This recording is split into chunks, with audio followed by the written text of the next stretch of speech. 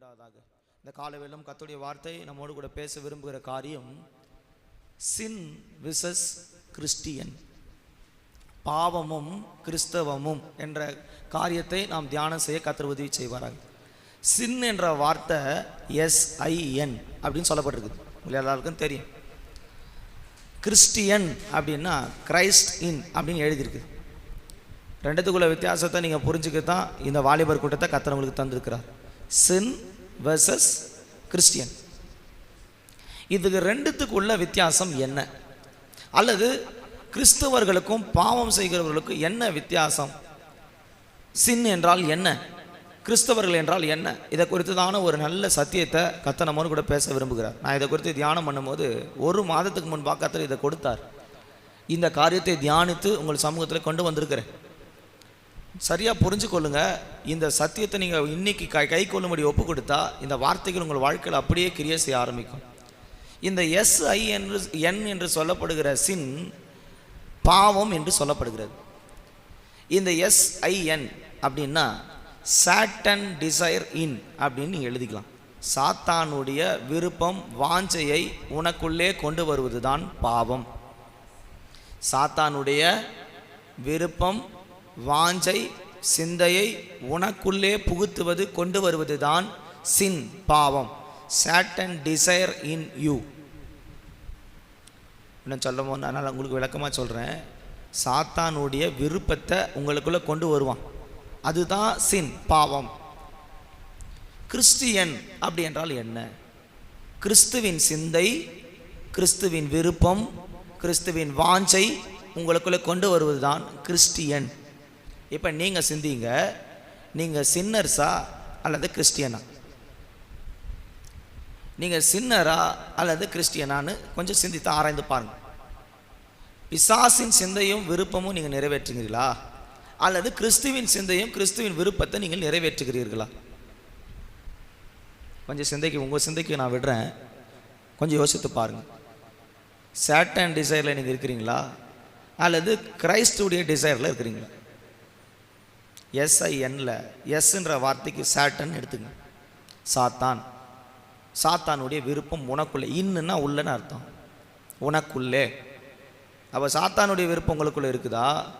கிறிஸ்டியன்னா கிறிஸ்துவினுடைய விருப்பம் உங்களுக்குள்ளே இருக்குதா? இந்த காலைவேளை நாம் அதை சிந்திக்க கர்த்தர் நமக்கு உதவி செய்வாராக. இன்றைக்கி வாலிபர்களுக்குள்ளே இருக்கிற விருப்பம் முழுவதும் பிசாசினுடைய சித்தத்தையும் விருப்பத்தையும் வாஞ்சையும் நிறைவேற்றுறதாக இருக்குது. பிசாசு ஒரு பாவம் செய்கிறதுக்கு ஒரு சரீரம் வேணும். இந்த பூமியில் அவன் பாவத்தை நிறைவேற்றுவதற்கும் தான் இச்சையை நிறைவேற்றுகிறதுக்கு ஒரு மனிதனுடைய உடல் அவனுக்கு தேவைப்படுது. அது ஆணாக இருக்கலாம், அது பெண்ணாக இருக்கலாம், அது வாலிபனாக இருக்கலாம், அது சின்ன பிள்ளையாக இருக்கலாம், யாராக இருக்கலாம். ஆனால் அவன் ஒரு பாவத்தை நிறைவேற்றுவதற்கு, அவனுடைய விருப்பத்தை நிறைவேற்றுவதற்கு ஒரு சரீரம் தேவைப்படுகிறது.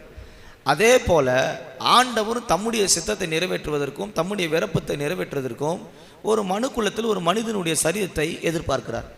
இப்போ நீங்கள் இந்த ரெண்டு இடத்துல எந்த இடத்துல நின்று கொண்டிருக்கிறீங்க சிந்திங்க. ஆண்டவருடைய விருப்பத்தையும் சித்தத்தையும் செய்கிற கிறிஸ்தவர்களாக நாம் இருக்கிறோமா, அல்லது பிசாசுடைய சித்தத்தை செய்கிற சின் என்று சொல்லப்படுகிற பாவத்தின் ஜனத்தின் கூட்டத்தில் நாம் நின்று கொண்டு இருக்கிறோமா? ரெண்டு இடம் இருக்குது. நீங்கள் எந்த இடத்துல இருக்கீங்க? தேவனை அறியாத பலரும் இந்த சின் என்ற வார்த்தைக்குள்ளே, சாத்தானுடைய விருப்பத்துக்குள்ளே கட்டப்பட்டிருக்கிறாங்க. ஆனால் கர்த்தருக்குள் கிறிஸ்தவர்களாக இருக்கிற நம்ம ஒவ்வொருக்குள்ளும் கிறிஸ்துவின் சிந்தை நமக்குள்ளே தரித்திருக்க வேண்டும். முதலாவது இந்த சின்னை குறித்து நாம் தியானிக்க கர்த்தர் நமக்கு உதவி செய்வாராக. ரோமரின் புஸ்தகத்தை படிக்கும்போது 7ஆம் அதிகாரம் 20, 21, 23 வசனங்களை படிக்கும்போது, ரோமர் 7, 20, 21,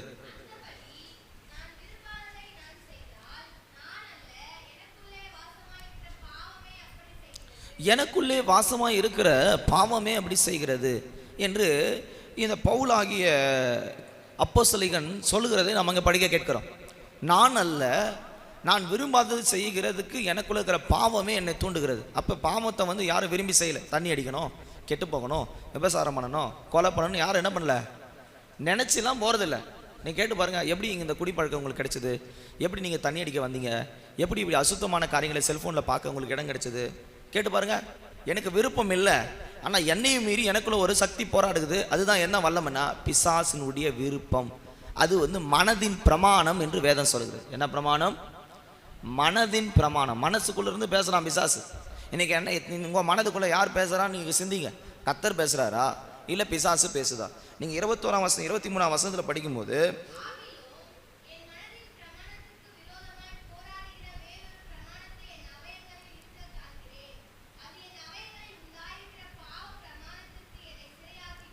பாவ பிரமாணத்துக்குள்ள உன்னை சிறையாக்குற வல்லமை தான் எது? மனதின் பிரமாணம். மனசை சொல்லும், சினிமா பாரு, அசுத்தமானதை பாரு, அந்த பொண்ணு சொல்லுதில்ல அதை கேளு, இந்த பையன் சொல்கிறான் பாரு இதை கேளு, இங்கே போகலாமா அங்கே போகலாமா. இதெல்லாம் யார் பிரமாணம் தெரியுமா? மனதிலே சத்துரு கொண்டு வருகிற பிரமாணம். பிசாசு நேரம்லாம் கொம்பை வச்சுக்கிட்டு உங்களை வந்து பயமுறுத்தி பாவம் சேர்த்துக்குவான்னு கூப்பிட மாட்டான். யார் மூலமாக வரான்? ஒரு நபர் மூலமாக வரான். அவனுடைய சித்தத்தை விருப்பத்தை நிறைவேறதுக்கு ஒரு ஆள் அவனுக்கு தேவை. அதுவும் ஃப்ரெண்ட்ஸாக இருக்கலாம், பக்கத்து வீட்டுக்காரனாக இருக்கலாம், கூட படிக்கிறனா இருக்கலாம், யாராக வேணா இருக்கலாம். ஆனால் அவன் சரியாக அதை பயன்படுத்தி உன்னை எப்படியாவது அவன் சித்தத்தில் தள்ளணுன்னு தான் பிசாசு திட்டம் பண்ணுறான். உன்னை பாவத்துக்குள்ளே தள்ளுறதுக்கு, அவன் சித்தத்தை நிறைவேற்றுறதுக்கு, அவன் விருப்பத்தை, பிசாசின் விருப்பத்தை நிறைவேற்றுறதுக்கு ஒரு நபரை செலக்ட் பண்ணி உங்ககிட்ட அனுப்பிவிடுறான். அது உன் மனதில் ஆளுகை செய்யும்போது நீ பாவத்தில் விழுகிறீர்கள். வசனம் தான் சொல்லுது, மனதின் பிரமாணம் என்னை பாவ பிரமாணத்துக்குள்ளே சிறையாக்குகிறது. எப்போ நம்ம மனசை ஆளுகை செய்யறதுக்கு மனசை வந்து அது போக்கில் விடுறோமோ அப்போ தெரிஞ்சுக்கொள்ளலாம், நான் சத்தியத்துக்கு கீழ்ப்படியாக மனசை என் போக்கில் போட்டேன், பாவம் எனக்குள்ளே இருக்குது. சத்தியத்துக்கு கீழ்ப்படியாமல் மனது போகிற போக்கில் நம்ம போகக்கூடாது. சிலர் கேட்டால் என்ன சொல்கிறாங்க, ஒரு வாழ்க்கை தான், அது சந்தோஷமாக ஜாலியாக அது மனசு சொல்கிற மாதிரி சந்தோஷமாக வாழணும்னு நினைக்கிறான். முடிவு ரொம்ப பரிதாபமாக இருக்கும். பவுல் அதுதான் சொல்கிறார், மனதின் பிரமாணம். அப்போ பாவத்தை செய்வதுக்கு நாம் விரும்பாத செய்கிறதுக்கு சத்துரு நமக்குள்ள விருப்பத்தை திணிக்கிறான். இப்போ ஒரு சின்ன பிள்ளைங்களுக்கு பாருங்கள், பழம் சாப்பிடாது, பழத்தை சாப்பிட்றதில்ல, ஆனால் சாக்லேட் ரொம்ப விருப்பப்படுது. ஆனால் அப்பா அம்மா என்ன பண்ணுறாங்கன்னா அதை திணிக்கிறாங்க, சாப்பிடுது உடம்புக்கு நல்லது, சாப்பிடுங்க உடம்புக்கு. அதுபோல் பிசாசும் நாம் எது விரும்பலையோ அதை நம்முடைய வாழ்க்கையில் திணிச்சு ஒரு கட்டத்தில் நாம் அதுக்குள்ளே சிறை பிடிக்கப்படுவதாக நம்ம அதுக்குள்ளே கொண்டு போய் சிறைப்படுத்துகிறான். நீங்கள் எத்தனை காலத்தை நீ சிறைப்பட்டிருக்கிறீங்க யோசிச்சு பாருங்கள். பாவம் ஒரு சிறை, உள்ளே நுழைஞ்சிட்டா வெளியே வர்றது கஷ்டமான காரியம். போகாம முன்னாடியே கர்த்தர் சமூகத்திலேருந்து ஒப்பு கொடுத்து வெளியே வந்துடு. கர்த்தர் தான் அவனை விடுதலையாக்க அந்த சிறையிலேருந்து வெளியே கொண்டு வர முடியும். பிசாசின் சிறையிருப்புக்குள்ளே போயிடாதீங்க. அவன் விருப்பத்தை வாஞ்சி சிந்தை நிறைவேற்ற போனீங்கன்னா பாவிகளாக மாறிவிடுவீர்கள். ரோமர் 6ஆம் அதிகாரத்தில் வாசிக்கும் போது அங்கே என்ன சொல்லப்பட்டுகிறது? 23ஆம் வசனத்தை படிக்கும்போது,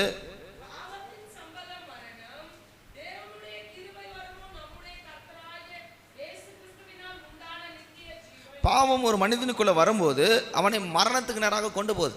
என்ன மரணம்? இன்றைக்கி பாருங்கள், எத்தனையோ பேர் குடிச்சிட்டு செத்து போகிறாங்க, கஞ்சா அடிச்சுக்கிட்டு செத்து போகிறாங்க. பாவம் அவனை எங்கே கொண்டு போய் நிறுத்துச்சு தெரியுமா? மரணத்தில் கொண்டு போய் நிறுத்துகிறது. எத்தனையோ வாலிபரில் கொடுத்தாங்க, தகப்பன் தாயார் கண்ணீர் வடிக்கிறாங்க. எப்படியாவது இந்த பிள்ளைகளுக்கு ஒரு நல்ல வாழ்க்கை கிடைக்காதா, ஒரு நல்ல திருமண வாழ்க்கை கிடைக்காதா, இவன் இப்படி பாவம் செஞ்சுட்டு இருக்கிறான்னு யார் பெண் கொடுப்பாங்க, யார் இவன் வாழ்க்கைக்கு உதவி செய்வாங்க, இப்படி பலர் கண்ணீர் வடிக்கிறாங்க தங்க வாலியமான பிள்ளைகளை நினச்சி. ஆனால் பிசாசு எங்கே கொண்டு போய் நிறுத்துறான்னா மரணம். லவ் பண்ணுறன்ற பேரில் லவ் பண்ணுறது, அதுக்கப்புறம் பாதியில் இந்த பையனை விடுறது, அந்த பொண்ணை விடுறது, இந்த பையனுக்காக அந்த பொண்ணு சாகுறது, இல்லை அந்த பையனுக்காக இந்த பொண்ணு சாகுறது. பாவம் எங்கே கொண்டு போய் நிறுத்துச்சுன்னா மரணத்தில் கொண்டு போய் நிறுத்துது. இன்றைக்கி வாலிபனை இப்படி தான் பிசாசு கொஞ்சம் கொஞ்சமாக மற்ற ஏதாவது ஒரு காரியத்தில் வாஞ்சை விருப்பத்தை கொண்டு போகிறான். பிசாசுக்கு ஒரு கர்த்தருடைய பிள்ளைகள் இடம் கொடுத்தா முடிவு பரிதாபகரமாக இருக்கும். ரோமர் 8ஆம் அதிகாரத்தில் படிக்கும்போது அங்கே என்ன சொல்லப்பட்டிருக்கிறது? ரோமர் 8ஆம் அதிகாரம் 6ஆம் வசனத்தில் சொல்லப்பட்டிருக்கிறது, மாம்ச சிந்தை மரணம். ஒரு போதும், மாம்ச சிந்தை மரணம். இன்னைக்கு கர்த்தருடைய பிள்ளைகளுக்கு மாம்ச சிந்தையை பிசாசு கொண்டு வருவான்.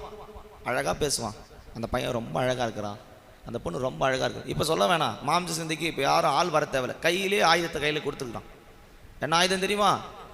செல்ஃபோன்.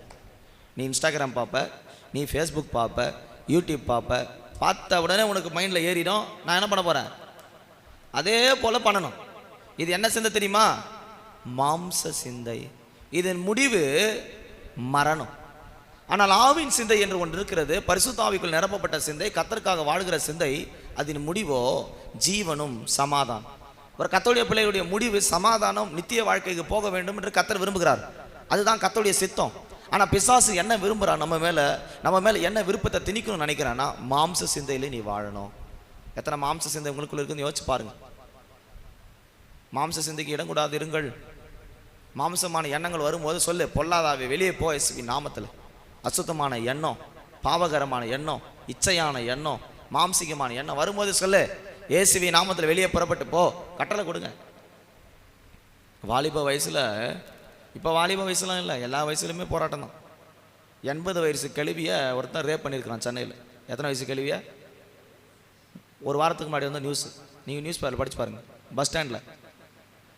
நீங்கள் உலகம் எங்கே போயிட்டுருக்கு தெரியுமா? மாம்ச சிந்தை. மாம்சத்தை அழகாக தூண்டி விடுவான். இப்போ பாருங்கள், அரை நிர்வாணத்தில் இந்த செல்ஃபோனில் இந்த இது பண்ணி பணம் சம்பாதிக்கிறதுக்கு எதோ பண்ணுறாங்க ஜனங்க. பணம் சம்பாதிக்கிறதுக்காக எதையும் செய்வான். அந்த நிலைமைக்கு வந்துட்டான். கற்பை காத்துக்கொள்ளாமல், பரிசுத்தத்தை காத்துக்கொள்ளாமல் எல்லாத்தையும் நஷ்டப்படுத்திட்டு கல்யாணத்துக்கு முன்னாடி வாழ்க்கை இழந்துட்டு முடிவில் வந்து பரிதாபகரமாக நிற்கிறது. ஆனால் கர்த்தருடைய வசனம் சொல்லுது, மாம்ச சிந்தை ஒருவனை மரணத்துக்கு நேராக கொண்டு போகுது. செத்துட்டு பிறகு ஒரு பிரயோஜனம் கிடையாது. துண்டு துண்டாக வெட்டி ஃப்ரிட்ஜில் அடுக்கிறத பார்க்குறோம், துண்டு துண்டாக வெட்டி கடலில் வீசுறதை பார்க்குறோம். அவன் மரணத்துக்கு காரணம் என்ன? மாம்ச சிந்தை. யாரோ ஒருத்தர் கூட விபச்சாரம் வேசித்தனம் பண்ணணும், உடல் அளவில் நம்ம ஏதாவது ஒரு ஆசையை தீக்கணும்னு சொல்லி போய் தான் மரணத்துக்கு நேரம் கொண்டு போகிறான் பிசாசு. அப்போ பிசாசுக்கு ஒரு சரீரம் தேவை, அவன் இச்சையை நிறைவேற்றதுக்கு ஒரு சரீரம் தேவை. அதனால் பிசாசு என்ன செய்கிறான்? மாம்ச சிந்தையை விதைக்கிறான். நீங்கள் மாம்ச சிந்தையில் இருக்கிறீங்களா, ஆவின் சிந்தையில் இருக்கிறீங்களா சிந்தித்து பாருங்கள். அப்போது தேவனுடைய கர்த்தருடைய பிள்ளைகளே, சின் என்பது சாத்தானுடைய விருப்பத்தை நிறைவேற்றுகிறதான பாவங்கரங்கள். மாம்சத்தில் போடுவான், கண்களில் போடுவான், மனதில் போடுவான். யாக்கோபில் அப்படி தான் வாசி, மாம்ச சிந்தை, கண்கள் நிச்சை, மாம்சத்தின் நிச்சை, ஜீவனத்தின் பெருமை, மூணு வந்து உங்க கூட போராடும். ஆனால் நீங்கள் என்ன செய்யக்கூடாது? அவன் விருப்பத்துக்கு இடம் கொடுக்கக்கூடாது. நீங்கள் தூங்கிட்டே இருப்பீங்க, திடீர்னு உங்கள் மனசை ஒரு கெட்ட காரியத்தை போடுவான். அப்போ அது புரிஞ்சுக்கணும், ரைட்டு, பிசாசு வந்து என் மனதை நேர்முகமாக கெடுக்க முடியல, இப்போ எங்கே வந்திருக்கிறான்? மனது லெவலில் போராடுகிறான். நீங்கள் அதை ஜெயிக்கிறீங்களா? நான் ஒரு 5 காரியத்தை உங்களுக்கு நான் சொல்கிறேன்.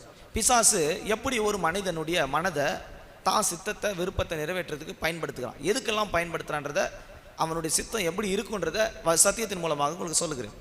யோவானின் புஸ்தகம் 13ஆம் அதிகாரம் 27ஆம் வசனத்தை வாசிக்கும் போது, யோவானின் புஸ்தகம் 13ஆம் அதிகாரம் 27ஆம் வசனம்,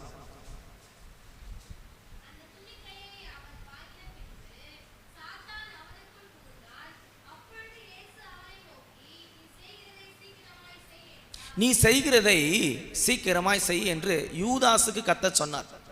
திருவந்து எடுக்கிறவங்க தான், அப்பத்தை விட்டு புசிக்கிறவன் தான், ரத்தத்தை ஒன்றா கர்த்தரோடு கூட உட்கார்ந்துருக்கிறவன்.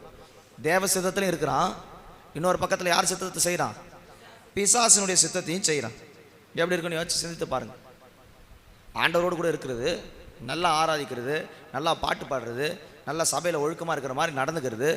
ஆனால் அதே தேவனுடைய நாமத்தை மறுதளிக்கிறதுக்கு பிசாசு கொண்டு போகிறான். இங்கே என்ன சத்தியம் சொல்கிறோமோ அந்த சத்தியத்துக்கு விரோதமாக வாழ்கிற வாழ்க்கையை பிசாசு கொண்டு வர்றது தான் அவனுடைய திட்டம். பிசாசு உங்களுக்கு என்ன திட்டத்தை முதல்ல கொண்டு வருவான்னு சொன்னால், சித்தம் கர்த்தருடைய சமூகத்தில் இருந்து கொண்டே பாவம் செய்கிற மனதை உங்களுக்குள்ள உருவாக்குவான். தேவ சமூகத்தில் இருக்கிற மாதிரி தெரியும், தேவனோட நடக்கிற மாதிரி தெரியும், ஆனால் உங்களே அறியாமல் தேவனுக்கு விரோதமான காரியங்களை உங்கள் மனதில் விதைப்பான். ஆண்டவர் சொல்கிறார், யூதாசே, இங்கே யார் என் கூட தாளத்தில் கையிடுறார்களோ அவன் தான் என்னை காட்டி கொடுக்க போகிறான்னு கர்த்தர் சொல்கிறார். அப்போ யூதாஸுக்கு மனசில் என்ன போட்டிருக்கோம்? என்ன வந்திருக்கோம்? ஆண்டவருக்கு தெரிஞ்சிருக்குது. அப்போ நம்ம பாவம் செய்கிறோன்ற மனது அவனுக்கு வந்திருக்கும். ஆனால் அவனால் என்ன பண்ண முடியலன்னா ஏற்றுக்கொள்ள முடியல. சத்தியம் சொல்லும் போது சபையில் உங்களுக்கு கொடுத்து ஆண்டவர் சொல்வார், மகனே பாவம் செய்யாத, கடினமாக உங்களை சில நேரத்தில் பேசுவார், இருதயங்களை பேசுவார். ஆனால் அவன் இருதயம் கடினம் விட்டு கொடுக்காது. உன்னை சீக்கிரமாக பாவம் செய்யறதுக்கு பிசாசு விரைந்து ஓடும்படி செய்வான். எப்போ சபையை விட்டு போகலாம், எப்போ பாவம் செய்யலாம், எப்போ அங்கே போய் தெரியலாம், எங்கே இங்கே போகலாம், சீக்கிரமாய் செய்ய வேண்டியதை செய். அப்போது நீங்கள் அந்த வசனத்தில் படிக்கும்போது, யூதாசுக்குள் சாத்தான் புகுந்தான். ஒரு மனுஷக்குள்ள பிசாசு உள்ளே வரும்போது அவன் செய்கிற முதல் காரியம் என்னன்னா, தேவனுடைய பிள்ளைகளாக இருக்கிறது போலவே அவர்களை வச்சுக்கிட்டு தேவனுக்கு விரோதமான காரியங்களை செய்வதற்கு தூண்டி விடுகிறது. இன்றைக்கி உங்களை எத்தனை விஷயத்தை அப்படி தூண்டி இருக்கிறான்னு யோசிச்சு பாருங்கள். சபையில் இருந்து கொண்டு சத்தியத்தை கேட்டுக்கொண்டு அப்பமா ரத்தத்தை எடுத்துக்கொண்டு எத்தனை காரியத்தில் தேவனுக்கு விரோதமாக உங்களை தூண்டி விட்டுருக்கிறான். கேட்ட வசனத்துக்கு விரோதமாக, சொன்ன வார்த்தைக்கு விரோதமாக, கேட்ட சத்தியத்துக்கு விரோதமாக, அப்பா அம்மா உங்களுக்கு சொல்லுகிற ஆலோசனைகளுக்கு விரோதமாக சீக்கிரமாய் செய்ய வேண்டியதை செய். அப்போது பிசாசுடைய வேலை எப்படின்னா ரொம்ப சீக்கிரமாக முடிச்சிடுவான். ஏன்னா எப்படி செய்கிறான்னா, உனக்கு தெரியாது எப்படி நுழையிறான்னு, எல்லாம் முடிஞ்ச பிறகு தான் தெரியும். ஐயோ, நான் தெரியாமல் இவ்வளோ வேகமாக என் வாழ்க்கையை முடிச்சிட்டேன். சில பேர் பாருங்க, கல்யாணத்தை வேகமாக கட்டிடுறாங்க, கட்டிட்ட பிறகு இவனோட வாழை பிடிக்கலன்னு சொல்லி 2 பேருக்கு சண்டை வந்து மியூச்சுவலாக கழிச்சு அவனை கழிச்சு வேற ஒரு பையன் கூட கட்டுறது. இப்படி வாழ்க்கையை சீக்கிரமாக முடிக்கிறதுக்கு பிசாசு என்ன செய்கிறான்னா தந்திரமான ஆலோசனை தரான். அவங்க வெளியில் இல்லை, சபையில் தான் இருக்கிறாங்க, ஆண்டவர் கூட தான் இருக்கிறாங்க, ஆண்டவர் வசனத்து மூலமாக பேசுகிறாரு, அவருக்கு சரீர ரத்தத்தையும் எடுக்கிறவங்க தான், எல்லாம் அறிஞ்சவங்க தான். ஆனால் பிரச்சனை என்னென்னா, பிசாசு அவர்களுக்கு கர்த்தருக்கு விரோதமான வாழ்க்கையை செய்யும்படி மனதில் உள்ளே புகுந்து போகிறான். எப்படி புகுந்தான்? கொஞ்சம் யோசிங்களேன். ஆண்டோடு கூட இருக்கிறவனுக்கு சத்துரு உள்ளே புகுவானா? நீங்கள் என்ன நினைக்கிறீங்க? அவன் சபைக்கு வந்துட்டேன், என் பிள்ளை சபையில் தான் இருக்குது, நான் சபையில் தானே இருக்கிறேன், எப்படி எனக்குள்ளே பாவம் வரும், நான் பரிசுத்தமாக இருக்கிறேன். நீங்கள் உங்களை நீங்களே சுயநிதியை தீர்த்துக்கூடாது. உங்கள் பிள்ளைங்களை குறித்து உங்களுக்கு நான் சபையில் இருக்கிறதுனால நான் பரிசுத்தமாயிட்டேன், அந்த சபையில் இருந்தால் என்னை பரிசுத்தமாக்கிடுவாங்க அப்படிலாம் இல்லை. உன்னை நீ சுத்தவானா காத்துக்கொள், உன்னை நீ பரிசுத்தவானா காத்துக்கொள். வசனம் அப்படி தான் சொல்லுது. எந்த சபையும் ஒரு மனுஷனை பரலாம் கொண்டு போக முடியாது. அது எவ்வளோ பெரிய சபையாக இருக்கட்டும், 1000 இருக்கட்டும், லட்சம் இருக்கட்டும், கோடி இருக்கட்டும், ஒரு மனிதன் பரலோகம் போக வேண்டுமானால் அவனும் தேவனும் அவனுக்குள்ள தொடர்பு சரியாக இருந்தால் தான் போக முடியும். சபை சரிப்படுத்துகிற இடம், சத்தியத்தை போதிக்கிற இடம். நீ கேட்காம தவறுகளை செஞ்சுட்டு சபைக்கும் உனக்கும் குடும்பத்துக்கும் கெட்ட பேர் வாங்கி கொடுத்தா என்ன பிரயோஜனம்? வசனம் சொல்லுகிறது, இயேசு கிறிஸ்துவை காட்டி கொடுக்கும்படி அவன் புறப்பட்டு போனான். அதுக்கு அடுத்த அதிகாரத்தில் நீங்கள் படித்து பாருங்கள், உங்களுக்கு தெரியும். அவள் புறப்பட்டு போய் அவர் காட்டி கொடுத்தான், மொத்தத்தினாலே காட்டி கொடுத்தான். வசனம் தெரியும், ஆண்டவர் சொன்னது தெரியும், ஆனால் துணிகரமாக பாவம் செய்வது. எத்தனை காலத்தில் அப்படி துணிகரமாக நம்ம துணிஞ்சிருக்கிறோம் ஆண்டவருக்கு விரோதமாக? கர்த்தர் சொல்லியிருக்கிறார் இதெல்லாம் செய்யாத, வசனம் தெரியும். விபச்சாரம் செய்யாத, பொய் பேசாத, திருடாத, களவு செய்யாத, பிறருடைய மனைவியை இச்சிக்காத, கண்களால் ஒரு பெண்ணை நீ இச்சித்தாலும் இருதயத்தில் விபச்சாரம் பண்ணி ஆயிற்று. எப்படி வசனம் சொல்ல தெரியவா? தெரியும் எல்லாருக்கும். இங்கே இருக்கிறவங்க யாருக்கும் வசனம் தெரியாமலாம் கிடையாது, எல்லாருக்கும் வசனம் தெரியும். ஆனால் வசனம் தெரிஞ்சுதானே நீ பாவம் செய்கிற இல்லை? 13ஆம் அதிகாரத்தில் நீங்கள் படிக்கும்போது 32ஆம் வசனத்தில் என்ன சொல்லப்பட்டிருக்குது?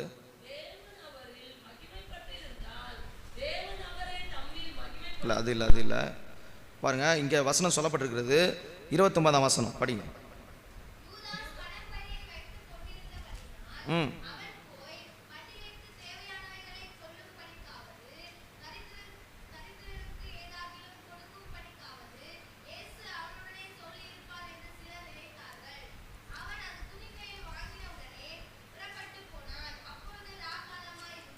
எப்படி இருக்கு நான் யோசிச்சு பாருங்க. துணிக்கையை வாங்கின உடனே எங்கே போயிட்டான்னா அடுத்து காட்டி கொடுக்குற வேலைக்கு வந்துட்டான். சபையில் இங்கே ஒரு வேலை செய்கிறது, வெளியே போயிட்டு அடுத்த காரியத்தை செய்கிறது. இங்கே இருக்கும்போது நல்லா அப்பம் சாப்பிட்றது, வசனம் கேட்கறது, ஆராதிக்கிறது எல்லாம் கரெக்டாக இருக்கிறீங்க, சபைக்குள்ளே சரியாக ஷார்ப்பாக இருக்கிறீங்க, ஒரு குறைவு இல்லை. ஆனால் சபையை விட்டு வெளியே புறப்பட்ட போன உடனே இந்த பிசாசு இவனுக்குள்ளே வேலை செய்ய ஆரம்பிச்சுது. இயேசு கூட இருக்கிற வரைக்கும் அவன் காட்டி கொடுக்கல. கவனிங்க, ஆண்டோட இருக்கிற வரைக்கும் காட்டி கொடுக்கல, ஆண்டோட இருக்கிற வரைக்கும் பணப்பையை வாங்கலை, ஆண்டோட இருக்கிற வரைக்கும் எந்த தவறும் செய்யலை, சத்தியத்தின்படி வாழ்ந்துக்கிட்டு இருந்தான். ஆனால் கொஞ்சம் ஆண்டரை விட்டு வெளியே போன பிறகு இப்போ சாத்தானுடைய விருப்பம் உள்ள வருது. எப்படியாவது ஆண்டருக்கு விரோதமாக பாவம் செய்யி, துணிகரமாக நில்லு, ஆண்டவரை காட்டி கொடு என்று சொல்கிறான். அப்போ முதலாவது பிசாசு ஒரு மனிதனுக்குள்ளே புகும்போது என்ன செய்கிறான்னா, கர்த்தர் கூடவே இருக்கிறது போல உன்னை நம்ப வச்சு அவன் விருப்பத்தை உனக்குள் நிறைவேற்றுவது. இரண்டாவது, மத்தேயு 16ஆம் அதிகாரம் 23, 24 படிக்கும்போது, மத்தேயு 16ஆம் அதிகாரம் 23, 24,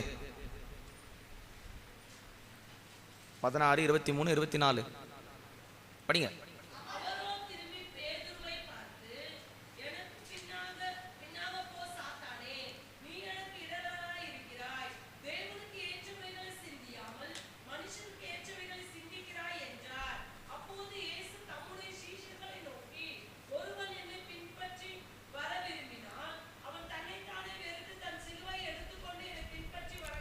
கர்த்தருடைய பரிசுத்த நாமத்துக்கு மகிமை உண்டாகுது. அப்போ இரண்டாவது, இங்கே அப்போஸ்தலனாகிய ஒரு வல்லமுள்ள மனுஷனாக நம்ம பார்க்குற இந்த பேதுரை குறித்து நாம் அங்கே படிக்கிறோம். நல்ல மனுஷன் தான், ஆண்டோடு கூடவே இருக்கிறவர், ஜபத்துக்கு ஆண்டோடு கூட போகிறவர், எல்லாம் நான் சரியாக இருப்பார்.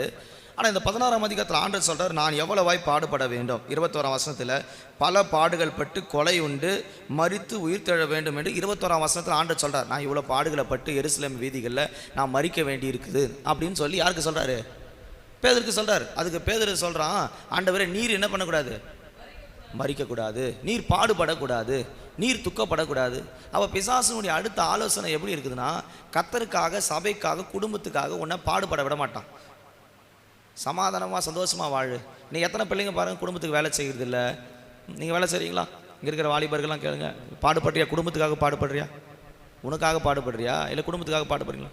தன்னுடைய வாழ்க்கைக்காக இங்கேருந்து ஒரு பொண்ணை பார்க்கணுன்னா வண்டி எடுத்துகிட்டு ஓடுறான். ஆனால் வீட்டில் ஒரு வேலை செய்கிறான்னா வண்டி எடுக்க மாட்டான். சில ஆவிங்க அப்படி உலாவுது எல்லா இடத்துலையுமே. பார்த்துறீங்களா? ஒரு பொண்ணை பார்க்குறதுக்கு ரோடு அலைவானே தவிர வீட்டில் பாடுபட மாட்டான்.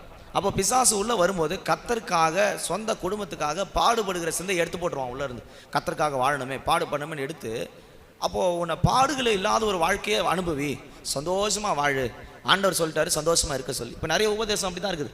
பாடுகளே கிடையாது, அவர் சிலுவையில் போல மறிச்சிட்டாருப்பா, உனக்கு பாடுகளே இல்லை. ஆனால் 2 தீமோத்தேயு 2ஆம் அதிகாரம் சொல்லப்பட்டிருக்கு, அவரோடு கூட பாடுகளை சகிப்போமானால் அவரோடு கூட ஆளுகையும் செய்வோம்.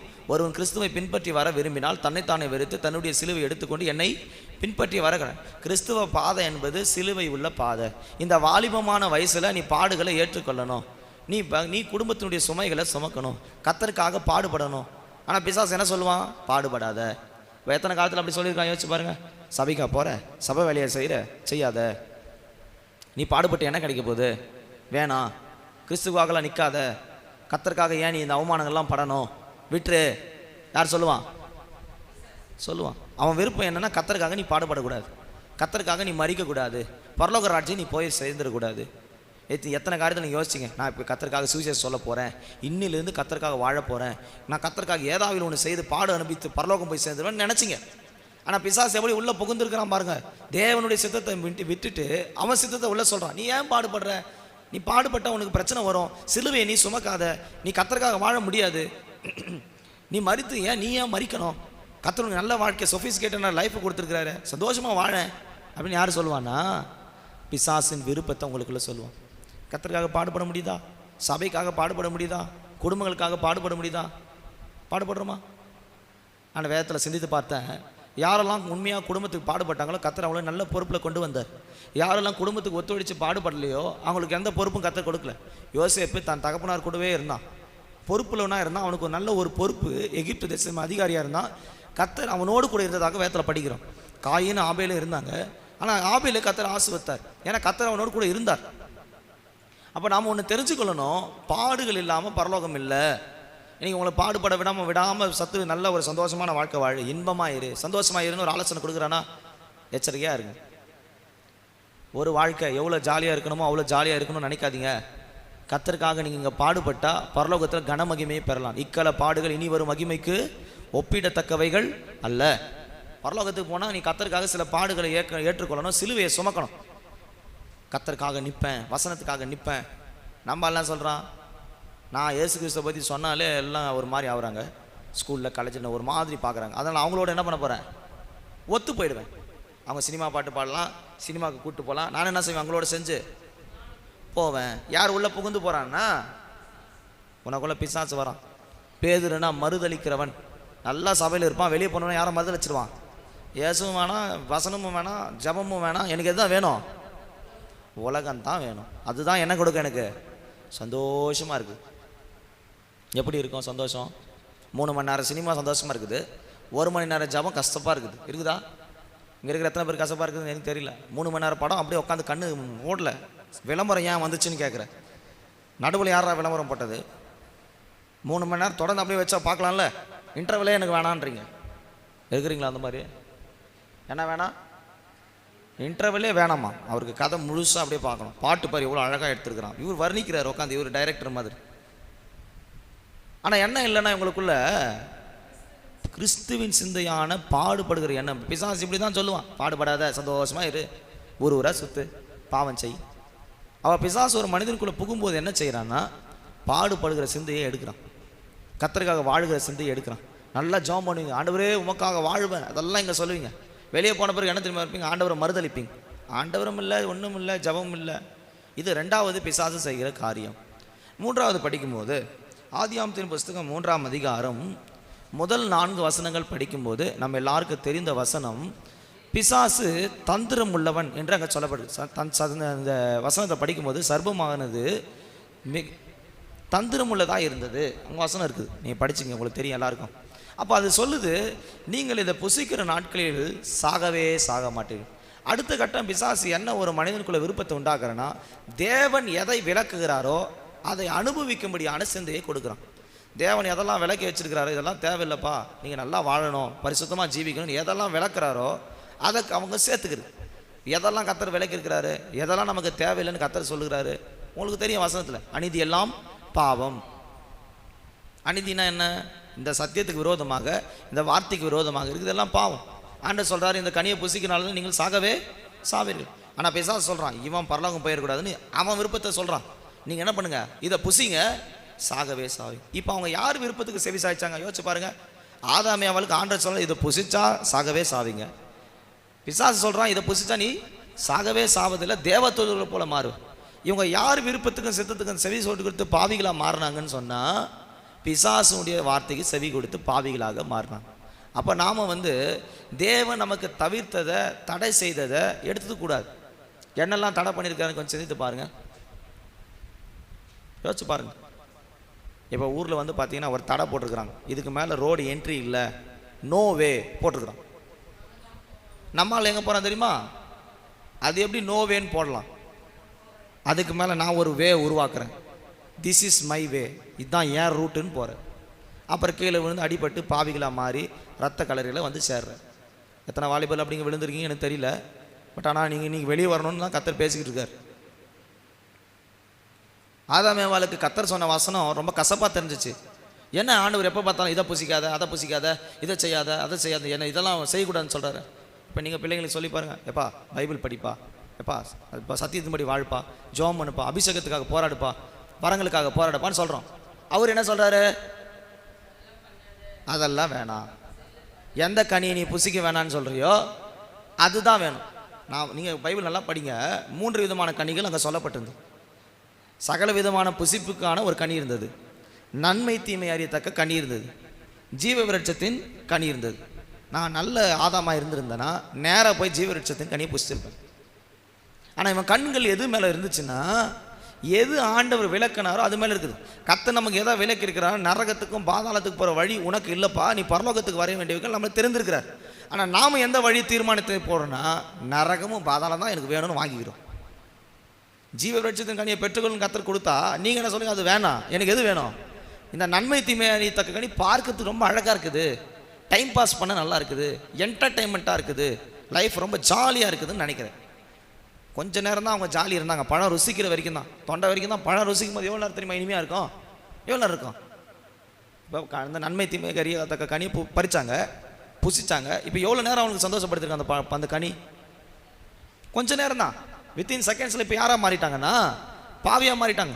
உன்னை கூட பிசாசு அப்படி தான் என்ன செய்வான்னா அழகாக காட்டுவான், இதை பாரு அதை பாரு, பார்த்தோன்னே உனக்கு ரொம்ப பிடிச்சிரும். அப்போ நீ என்ன செய்வேன்னா அதை விரும்பி அதை எடுத்து புசிச்ச உடனே கொஞ்ச நேரத்தில் என்ன பண்ணிடுவான்னா உன்னை பாவியாக மாற்றிவிடும். இன்றைக்கி பிசாசுடைய விருப்பம் என்னென்னா, தேவன் எதை நமக்கு தடை செய்திருக்கிறாரோ, எதை விலக்கி இருக்கிறாரோ அதன் மேலே விருப்பத்தையும் வாஞ்சை உண்டாக்கி பாவிகளாக மாட்டுகிறான். இது 3வது காரியம். இப்போ யோசிச்சு பாருங்கள், எதெல்லாம் விளக்குனதை நம்ம கையில் பிடிச்சி வச்சுருக்கோம். இது வேண்டான்னு உங்களுக்கு தெரியும், இது வேண்டான்னு தெரியும். மது பாட்டில் மேலே போட்டிருக்கிறான், என்ன போட்டிருக்கிறான்? குடி தெரியும். ஆனால் என்ன பண்ணுறாங்க? எது வேணான்னு சொல்கிறாங்களோ, சிகரெட் போட்டிருக்காங்க அந்த பெட்டி, அது மாதிரிலாம் சொல்லுது, புகையிலை பிடித்தால் புற்றுநோய் வரும்னு போட்டிருக்குது. ஆன்ஸ் பேக்கெட் மேலே கூட என்ன இருக்குது? போட்டிருக்குது. ஆனால் அதைத்தானே பாதி வாலிபன் போட்டு அலைஞ்சிக்கிட்டு இருக்கிறான். அப்போது பிசாசு எதை செய்கிறான்னா, ஆண்டவர் இதெல்லாம் தவிர்த்திருக்கிறார், வேணான்னு சொல்கிறாரு, ஆனால் அவங்க அதை தான் வேணும்னு போய் நரகத்துக்கு பாதாளத்துக்கு போகிறாங்க. கர்த்தருடைய பிள்ளைகளே, ஒரு காரியம் தெரிஞ்சு கொள்ளுங்க, சாத்தானுடைய விருப்பம் எப்படி இருக்குன்னா, உன்னை அழகாக சொல்லுவான், இதில் தான் உனக்கு சந்தோஷம் இருக்குது, அனுபவி. குடிகாரனுக்கு தெரியாதா அது குடிச்சா செத்து போவான்னு? அவன் சொல்கிறான், குடிச்சு செத்தா பரவாயில்லையா? எப்படி? அது அவனுக்கு ஒரு சந்தோஷத்தை கொடுக்குறதுன்னு பிசாசு அவனை ஒரு மனதில் ஒரு நம்பிக்கை உருவாக்கிட்டான். அப்போ வாலிமான பிள்ளைகளை நீங்கள் ஒன்று தெரிஞ்சு கொள்ளுங்க, உங்கள் மனதில் கர்த்தர் தடை செய்த, கர்த்தர் விலக்கின காரியங்கள் உள்ளே வந்ததானால் அது உங்கள் பாவத்துக்கு நேராக சத்துரு தன் விருப்பத்தை கொண்டு வருகிறான் என்று சிந்தித்துக் கொள்ளுங்கள். 4வது படிக்கும்போது ரோமர் 6ஆம் அதிகாரம் 12ஆம் வசனத்தை படிக்கும்போது அங்கே என்ன சொல்லப்பட்டிருக்கிறது?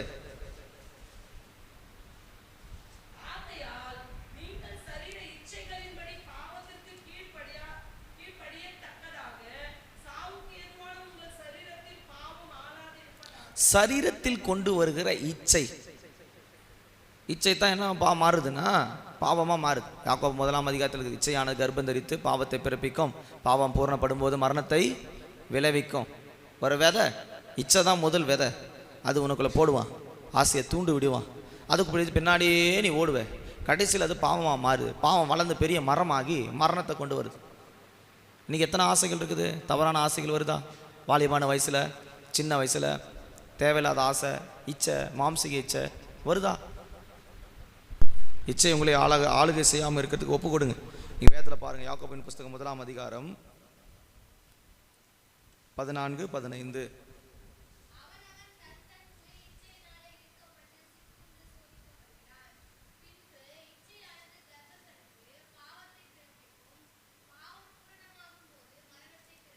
அப்போ இச்சை ஒரு மனிதனை கர்த்தரை விட்டு பிரித்து அவனை பாவியாக, அவனை நரகத்துக்கு நேராக கொண்டு போகிறது. இப்போ நமக்குள்ள எத்தனை இச்சைகள் இருக்குதுன்னு யோசிச்சு பாருங்க. கர்த்தருடைய பிள்ளைகளுக்கு இச்சை வரக்கூடாது. இச்சையின் ஆவியை கட்டுங்க. ஜெபம் பண்ணி அந்த வல்லமையில் எடுத்து போடுங்க.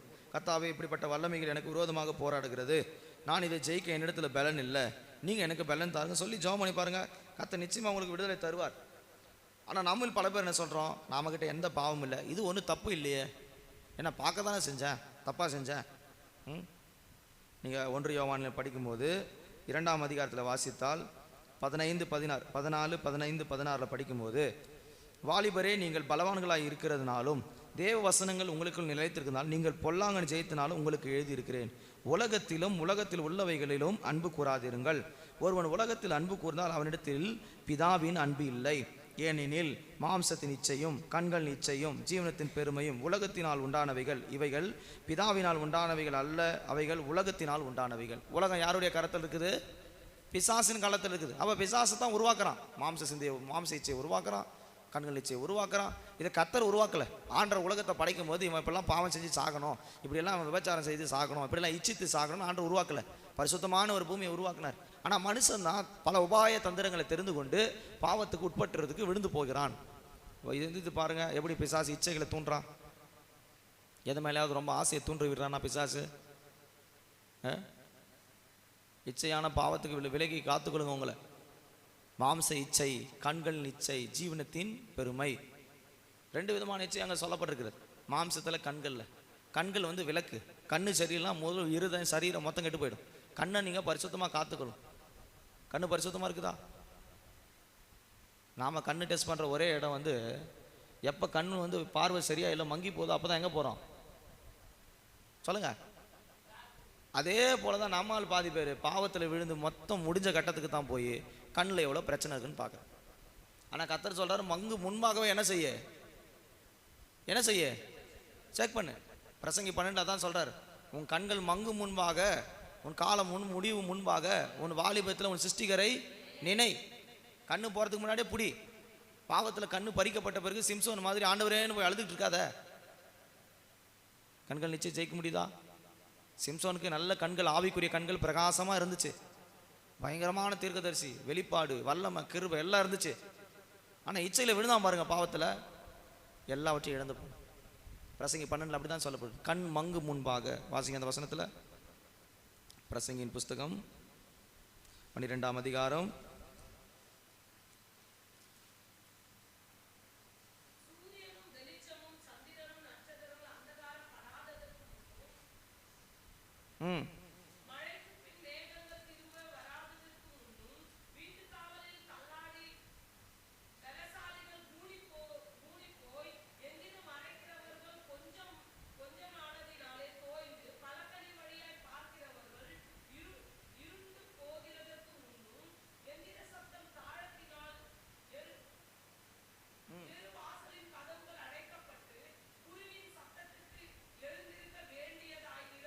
3ஆம் வசனத்தில் சொல்லப்பட்டிருக்கிறது, பலசாலிகள் கூனி போய் எந்திர மறைக்கல் கொஞ்சமாய் ஓய்ந்து பலகனி வாழி பார்க்கல இருண்டு போகிறதுக்கு முன்னும். எப்போ கண்ணு பறிக்க முன்னாடி, பாவத்தில் இச்சையில் நீ விழுறதுக்கு முன்னாடி எதை நினை? முதல் வசனம், உன் வாலிப பிரயாத்தின் உன் சிருஷ்டிகரை நினை. தீங்கு நாள் வராதுக்கு முன்னாடி பிடிச்சிருங்க ஆண்டவரை. பிசாசு அப்படி தான் தீங்கு நாளை கொண்டு வருகிறான்.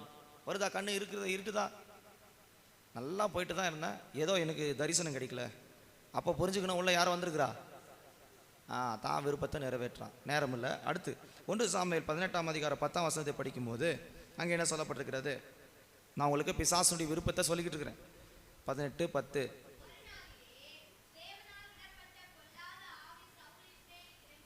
பதினாறாம் வசனம் படிங்க.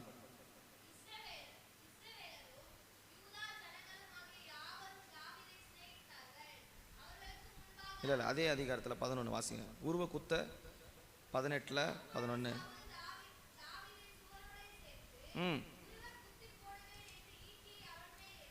போதும். அடுத்து பிசாசுடைய திட்டம் அல்லது பிசாசுடைய சித்தம் பாவத்துக்கு நேரம் எங்கே கொண்டு போகுதுன்னா, ஒரு மனிதனை கொலை செய்யும்படி, அடிக்கும்படி, போராட்டங்களில் சண்டை ஆவியை உள்ளே கொண்டு வரான். பிசாசு சித்தம் வந்து குடும்பம் அமைதியாக இருந்தால் பிடிக்காது. அப்போ என்ன செய்யணும்? சண்டை உருவாக்கணும். வாலிபனே உன்னை தூண்டி விடுவான், சண்டை போடு, அப்பா அம்மாவோட சண்டை போடு, குடும்பத்தோட சண்டை போடு, பேய் மாதிரி அலை கெட்ட வார்த்தைகளை பேசு, சண்டை பிடி. எபேசியர் 4 சொல்லப்படுறது, கெட்ட வார்த்தைகள் ஒன்று உன் வாயில் புறப்படங்கள் ஆகாது. நல்ல அபிஷேகம் பெற்றவன் தான் சவுல். தீர்க்க தரிசனம் உரைச்சானா அப்படி பளிச்சுன்னு இருக்கும். ஆனால் அப்படிப்பட்ட சவுலுக்குள்ள இப்போ என்ன வந்துருச்சுன்னா, பொல்லாத ஆவி. ஒரு மனுஷனுக்குள்ள பொல்லாத ஆவி வரும்போது அவன் எரிச்சல் உள்ளவனாக, கொலைகாரனாக, அல்லது அவனை துணிகரக்காரனாக, ஒரு மனிதனை அழிக்கக்கூடிய சண்டை போடுறதுனாக மாட்டுக்குது. இன்னைக்கு எத்தனை குடும்பத்தில் சண்டை போடுறீங்க வாலிபர்கள்? அப்பா அம்மாவோட, சொந்த சகோதரனோட, சொந்த சகோதரியோட 2 பேரும் ஃபைட்டு தான். WWE மாதிரி நடக்குது. கை கால் தான் இன்னும் உடஞ்சி மருத்துவமனைக்கு போகல. இப்போ பிள்ளைங்களை பார்க்கும் போதே அப்பா அம்மா அவங்களுக்கு இன்சூரன்ஸ் போடணும்னு நினைக்கிறேன். கை கால் உடஞ்சா ரெடி பண்ணுறதுக்கு என்ன போடணும்? ஹெல்த் இன்சூரன்ஸ் போட வேணும் இருக்குது. அப்படி இருக்குது கட்டம். வாலிபர்களுக்கு ஒன்றுமில்லை, சின்ன சின்ன விஷயம்தான். ஆனால் பார்த்தீங்களா பெரிய சண்டை கொண்டு போகிறாங்க. சவுலுக்கும் தாவீதுக்கு என்ன பிரச்சனை? ஒரு பிரச்சனை இல்லை. எவனோ சொன்னால் தாவீது சவுல் கொண்டது 1000, தாவீது கொண்டது 10000. எவன் சொன்ன வார்த்தைக்கு தாவீதை பிடிச்சி நான் கொலை பண்ணுவேன். சின்ன விஷயம் தான் வீட்டில் இருக்கும். இவன் பெருசாக பூதகாலமாக்கி சண்டையாக்கிறோம். சத்தம் ரோடு வரைக்கும் கேட்கும். இருக்கிறீங்களா வாலிபர்கள்? அப்படி பிசாசு தான் இதை கொண்டு வரான். அவங்ககிட்ட சண்டை ஆவி இருக்குதா? சண்டை பைபிள் சொல்லுகிறது, சண்டைக்காரி கூட என்ன பண்ணாத, வாழாத, ஓடிருன்றார் ஆண்டவர். சண்டைக்காரின்னு ஏதோ லேடிஸுக்கு தான் ஆண்டவர் டார்கெட் பண்ணுறான்னு நினைக்காதீங்க. ஆண்களையும் சேர்த்து தான். ரோட்டில் சண்டை பிடிக்கிறது, தெருவில் சண்டை பிடிக்கிறது, இதெல்லாம் யார் விருப்பம் தெரியுமா? ஏய் நீ பெரிய ரவுடி, நீ வந்தால் தான் எங்களுக்கு எல்லோரும் இங்கே இது. அதுக்கு ஒரு வார்த்தை வச்சுக்கிறாங்க இப்போ, என்ன தெரியுமா? கெத்து. கடைசியில் உனக்கு டெத்து தான். நீ கெத்தா அலைஞ்சனா கடைசியில் என்னத்தான்? பாவத்தின் சம்பளம் மரணம், டெத்து தான், ஃபியூனரல் சர்வீஸ் தான். கர்த்தருடைய பிள்ளைகளுக்கு கெத்து வெத்து இதெல்லாம் ஒன்றும் இல்லை. சத்தியத்தில் நிலைச்சிரு. சவுலுக்குள்ளே வந்த உடனே கொலகார ஆவி நீ நிறைய பேருக்குள்ள உலாவுது. சண்டை சண்டை சண்டை சண்டை. என் பிள்ளைங்களுக்காக ஜாம் பண்ணுங்க பாஸ்டர், கீழ்படியில் எந்த வாலிப பிள்ளைங்க சண்டை போடுறாங்க, ரோட்டில் சண்டை போடுது, தெருவில் சண்டை போடுது, ஏதாவது இழுத்து வந்து ஸ்டேஷனுக்கு கொண்டு போயிருமான்னு தெரியலன்னு அப்பா அம்மா டெய்லியும் வயிற்றில் என்ன கட்டுறாங்கன்னா நெருப்பை கட்டிட்டு இருக்கிறாங்க. பாவம், அது எப்போ எரிஞ்சு இவங்க சாம்பல் ஆவாங்கன்னு தெரியல. சண்டை போடுறீங்களா? சண்டை உருவாகுதா? நீதிமொழிகளை படிக்கும்போது சண்டைக்காரியை குறித்து வேதம் என்ன சொல்லுது? கர்த்தருடைய பிள்ளைகளுக்கு சண்டை வரக்கூடாது. சண்டை நாவி உங்களுக்குள்ளே வருதா? உங்கள் குடும்பத்தில் சண்டை போடுறீங்களா? நீதிமொழிகள் 21ஆம் அதிகாரம் 9ஆம் வசனம் 19ஆம் வசனம்.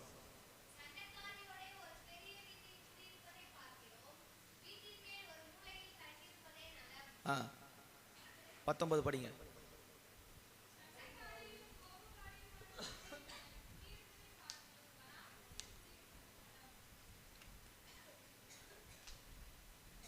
எங்க குடியிருக்கணுமா? ஒரு வீட்டில் மூலையில் இருந்துடலாம், இல்லைன்னா எங்கே ஓடிடு பண்ணாததுக்கு ஓடிடு. சண்டை போடுறீங்களா? குடும்பம் உங்களால் சமாதானம் கெட்டு போதா? அப்பா அம்மாவுக்கு உங்களால் சண்டை உருவாகுதா? குடும்பத்தில் உங்களால் சண்டை உருவாகுதா? இது நீங்கள் செய்யலை, யாருடைய விருப்பம்? ஆமாம், உணவு மூலமாக குடும்ப சமாதானத்தை கெடுக்கிறதுக்கு அவன் சித்தத்தை நிறைவேற்றுறான். இதுதான் பாவம். நான் இவ்வளோ நேரம் உங்களுக்கு ஒரு 5 காரியத்தை சொல்லியிருக்கிறேன். சாத்தானுடைய விருப்பம் அல்லது சாத்தானுடைய சித்தம், சாத்தானுடைய வாஞ்சை உங்களுக்குள்ளே, சாட்டன் டிசைர் இன் யூ, பிசாசனுடைய சித்தம் உங்களுக்குள்ளே, அதுதான் சின், பாவம். உங்களுக்கு விளங்கி இருக்குன்னு நான் நம்புகிறேன். அடுத்து கிறிஸ்துவின் சித்தத்தை நம்ம சிந்திக்கலாம். ஒரு 5 காரியம் உங்களுக்கு சொல்லியிருக்கிறேன், போதும்னு நினைக்கிறேன். நீங்கள் இதை தியானிங்க. இதில் எந்த இடத்துல தவறு இருக்கிறீங்கன்ற இந்த சாத்தானுடைய சித்தத்தில் இருந்திருப்பீங்கன்னு எனக்கு தெரியல. அதை விட்டு வெளியே வாங்க. இன்னிலேருந்து நீங்கள் கிறிஸ்துவின் சித்தத்தை செய்யலாம், மாறணும். எபேசியர் 4:27 சொல்லப்பட்டிருக்குது, பிசாசுக்கு இடம் கொடாது இருங்கள். இப்படி தான் பிசாசு, இதை விட நிறைய வல்லமைகள் வேதத்தில் சொல்லப்பட்டிருக்கு. நான் சுருக்கமாக முடிக்கணும்னு உங்களுக்கு ஒரு 5 காரியத்தை சொல்லியிருக்கிறேன். இந்த 5 காரியத்தில் நீங்கள் ஏதாவது ஒரு காரியத்தில் பிசாசின் சித்தத்தில் இருந்திருப்பீர்கள். ஆனால் கர்த்தர் இந்த நாளில் உங்களை வெளியே கொண்டு வரும்படி விரும்புகிறார். சகோதரனே சகோதரியே, நீ அந்த வல்லமையிலிருந்து வெளியே வா. கர்த்தர் உனக்கு ஒரு விடுதலை தர விரும்புகிறார். கர்த்தருடைய பரிசுத்த நாமத்துக்கு மகிமை உண்டாவதாக. அப்போது ஒரு சாத்தானுடைய விருப்பத்தை செய்கிறவனை கர்த்தருடைய விருப்பம் செய்கிறவனாக மாற்றுவது தான் இயேசு கிறிஸ்துடைய சித்தம். அதனால தான் பாவிகளை ரட்சிக்கவே மனுஷகுமாரன் பூமிக்கு வந்ததாக வேதத்தில் படிக்கணும். நம்ம பாவிகள் என்று தெரிஞ்சு தான், நம்ம பிசாசுடைய சித்தத்தை செய்யணும்னு தெரிஞ்சு தான் இயேசு கிறிஸ்து பூமிக்கு வந்தார், நம்ம அவருடைய பிள்ளைகளாக மாறுவதற்கு. இன்றைக்கி ஒரு நல்ல வாய்ப்பு உங்களுக்கு கொடுத்துருக்கிறாரு. நீங்கள் பிசாசின் பிள்ளைகளாக இருக்கிற உங்களை தன்னுடைய பிள்ளைகளாக மாற்று.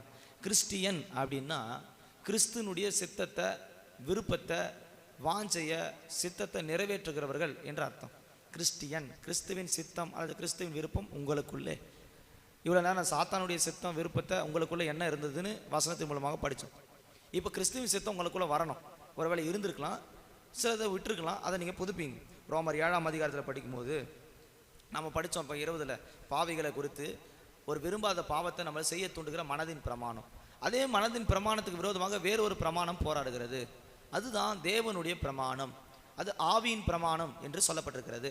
அப்போ நம்ம மனதின் பிரமாணத்துக்கு விரோதமாக வேறொரு பிரமாணம் போராடிட்டு இருக்குது, ஆவியின் பிரமாணம். நீங்கள் ஜெயிப்பதற்கு பரிசுத்த ஆவியை உங்களுக்கு உதவி செய்வதற்காக ஆவியின் பிரமாணத்தோடு இந்த பாவமான வாழ்க்கையை ஜெயிப்பதற்கு கர்த்தர் உங்களுக்கு உதவி செய்வாராக.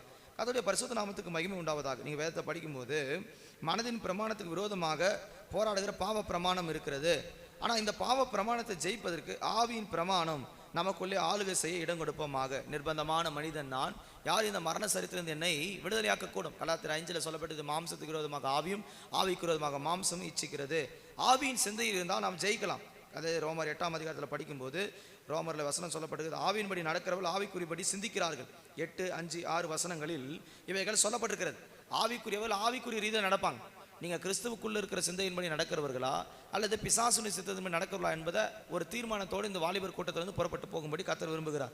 அப்போஸ்தலர் நடபடிகள் 11ஆம் அதிகாரம் 26ஆம் வசனத்தை பார்க்கும்போது அங்கே என்ன சொல்லப்பட்டிருக்கிறது?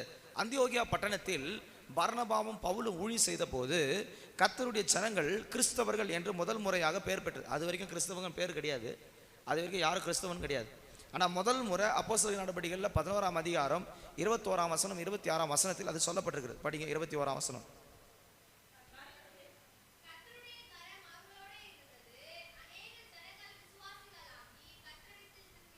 26 படிங்க, கடைசி மட்டும். கிறிஸ்தவர்கள் என்ற பெயர் வழங்கிற்று. 26 கடைசி பகுதி இல்லை, கடைசி மட்டும் படிங்க. அவங்களுக்கு என்ன பேர் வந்துச்சுன்னா கிறிஸ்தவர்கள். யார் கிறிஸ்தவங்கன்னா இந்த வசனத்தின் மூலமாக நாம் சிந்திக்கலாம். அங்கே சொல்லப்பட்டிருக்கிறது, அவர்கள் ஜனங்கள் விசுவாசிகளாகி திரும்பினார்கள். அப்போ கிறிஸ்தவர்கள் யாருன்னா வசனத்தை கேட்டு மனம் திரும்பி கத்தடமாய் வருகிறவர்கள் தான் கிறிஸ்தவன் அல்லது கிறிஸ்தவள். இன்றைக்கி நீங்கள் கிறிஸ்துக்குள்ளே இருக்கிறீங்கன்னா வசனத்தை கேட்கும் போது விசுவாசித்து மனம் திரும்பணும். பவுலும் பர்னபாவும் பிரசங்கம் பண்ணுறாங்க. அந்த ஜனங்க மனம் திரும்பி அந்தியோகியா பட்டணத்தில் இருக்கிற ஜனங்க நாங்கள் கர்த்தருக்காக வாழ்வோன்னு சொல்லி தங்கள் மனம் திரும்பினாங்க பாருங்கள். அவங்களுக்கு தான் பேர் என்னென்னா கிறிஸ்தவர்கள். இப்போ நீங்கள் கிறிஸ்தவர்கள் சொல்லப்படுறதுக்கு அர்த்தம் விசுவாசம் உள்ளவர்களாகி சத்தியத்தை கேட்கும்போது மனம் திரும்பணும். மனம் திரும்புதல் வந்திருக்குதா? ஆண்டவர் சொன்னார், மனம் திரும்புங்கள் பரலோக ராஜ்யம் சமமாக இருக்குது. மனம் திரும்புதல் இல்லாமல் பரலோக இடத்துக்கு போக முடியாது. தேவன் ஒரு கர்த்தருடைய பிள்ளைகள் வாழ்க்கையில் விரும்புவது சித்தம் என்னவென்றால், அல்லது கிறிஸ்துவின் சித்தம் உங்களுக்குள்ள இருந்தால் நீங்கள் மனம் திரும்பி இருப்பீங்க. பாவத்தை விட்டு உலகத்தை விட்டு நான் மனம் திரும்பி வாழ்வேன் கர்த்தருக்காக. மனம் மாற்றம் உண்டாகணும். மனதில் தான் முதல்ல கர்த்தர் சந்திக்கிறார். உங்களை மனது மாறி இருக்குதா? சத்தியத்தை கேட்கும்போது வசனத்தை கேட்கும்போது மாற்றம் உண்டாகுதா? அதுதான் கர்த்தர் உங்களுக்குள்ள எதிர்பார்க்கிற ஒரு காரியம்.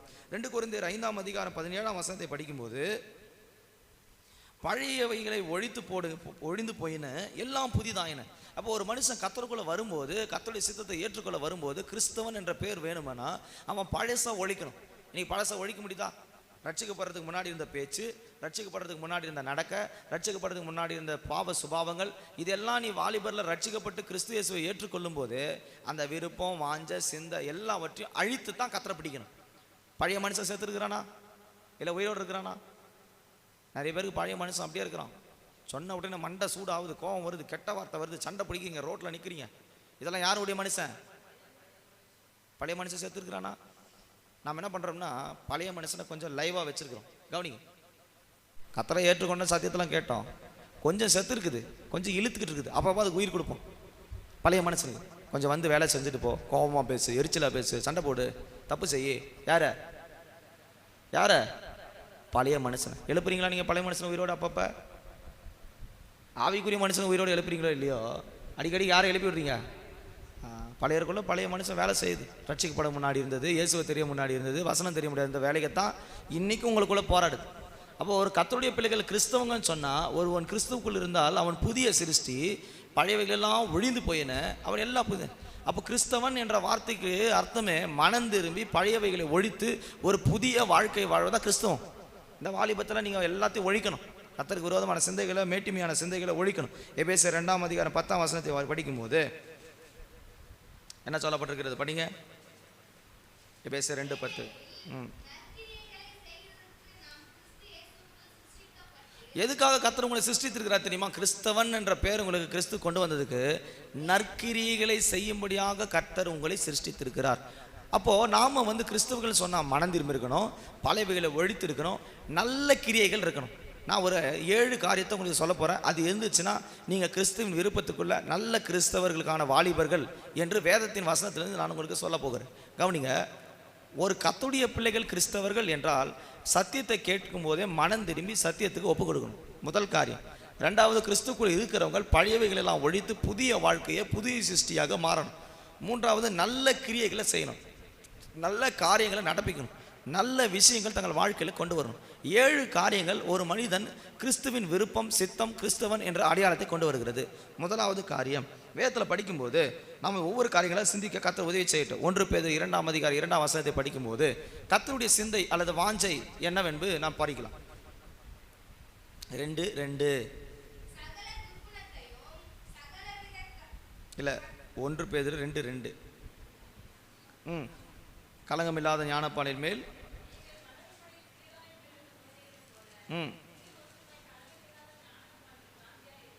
3ஆம் வசனத்தில் சொல்லப்பட்டிருக்கிறது, நீங்கள் வளரும்படி புதிதாய் பிறந்த குழந்தைகளைப் போல திருவசனமாகிய கலங்கமில்லாத ஞானப்பாலின் மேல் வாஞ்சை. அப்போ கிறிஸ்துவன் என்ன, அவனுக்கு என்ன வாஞ்சை உண்டாகும்னா, கிறிஸ்துவின் வாஞ்சை வசனத்தின் மேல் ஒரு வாஞ்சை உண்டாகும். உங்களுக்குள்ள கிறிஸ்து இருக்கிறாரு, கிறிஸ்துவின் விருப்பம் என்னன்னா நம்ம வசனத்தின் மேலே இரவும் பகலும் வாஞ்சியாக இருக்கணும். வசனம் அப்படியே சொல்லுகிறது. சங்கீதத்தில் படிக்கும்போது, இரவும் பகலும் கர்த்தருடைய வேதத்தில் தியானமாக இருக்கிற மனுஷன் பாக்கியவான், அவன் நீர்க்கால் ஓரமாய் நடப்பட்டு தன் காலத்தில் தன் தண்ணியை தந்து இலை உதிராதிருக்கிற மரத்தை போல் இருப்பான், அவன் செய்வதெல்லாம் வாய்க்கும்.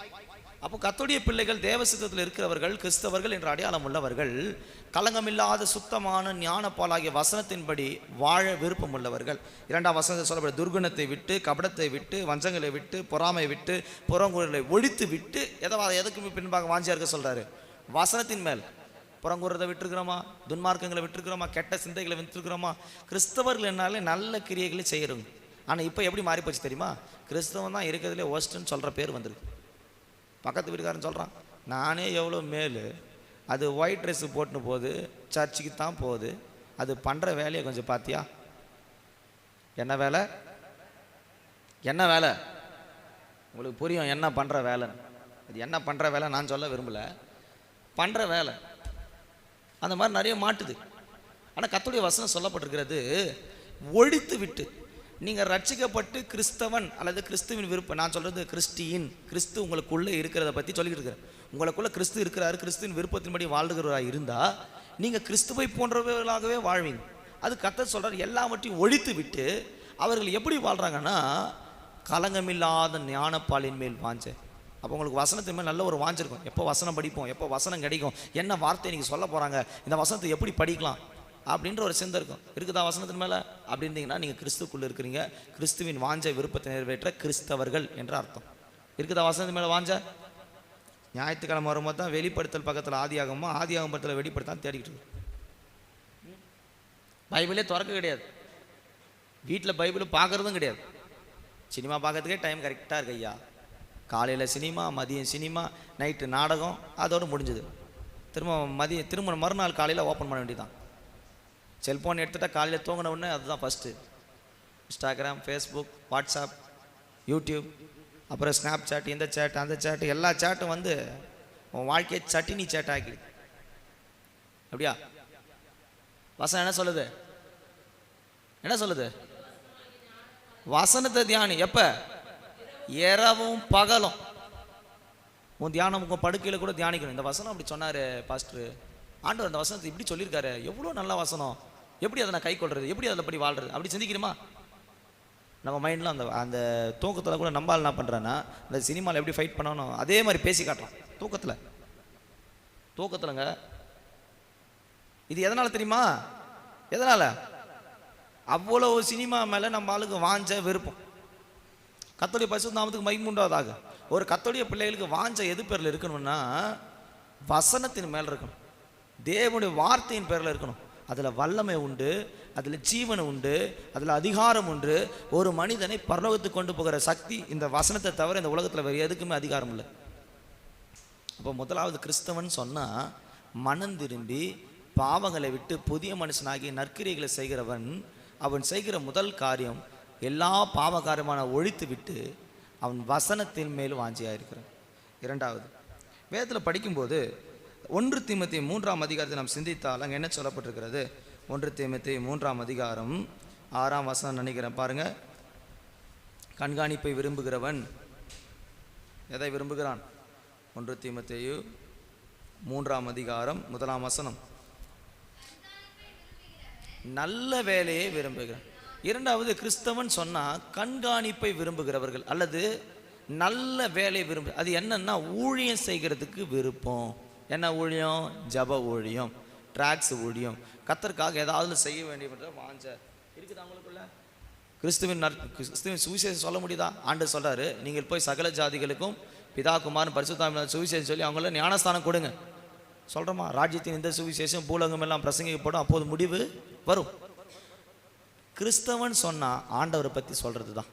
உங்களுக்குள்ள கிறிஸ்துவின் விருப்பம் இருந்துச்சுன்னா, சித்தம் இருந்துச்சுன்னா, நீங்கள் எப்போ பார்த்தாலும் எல்லாருக்கிட்டையும் எதை பேசுவீங்க? நான் வாலிபத்தில் ஏசப்பா எனக்கு எவ்வளோ நன்மை செஞ்சார் தெரியுமா, என் வாழ்க்கையில் ஏசப்பா என்னெல்லாம் செஞ்சுருக்கிறாரு, நான் ஏசப்பா கிட்ட தான் ரொம்ப கேட்பேன், இன்னைக்கு யாரும் இல்லை அப்படின்னா சொல்லுவீங்க. வாலிபத்தில் சொல்லுவீங்க. நம்ம என்ன அட்வைஸ் பண்ணுறான்?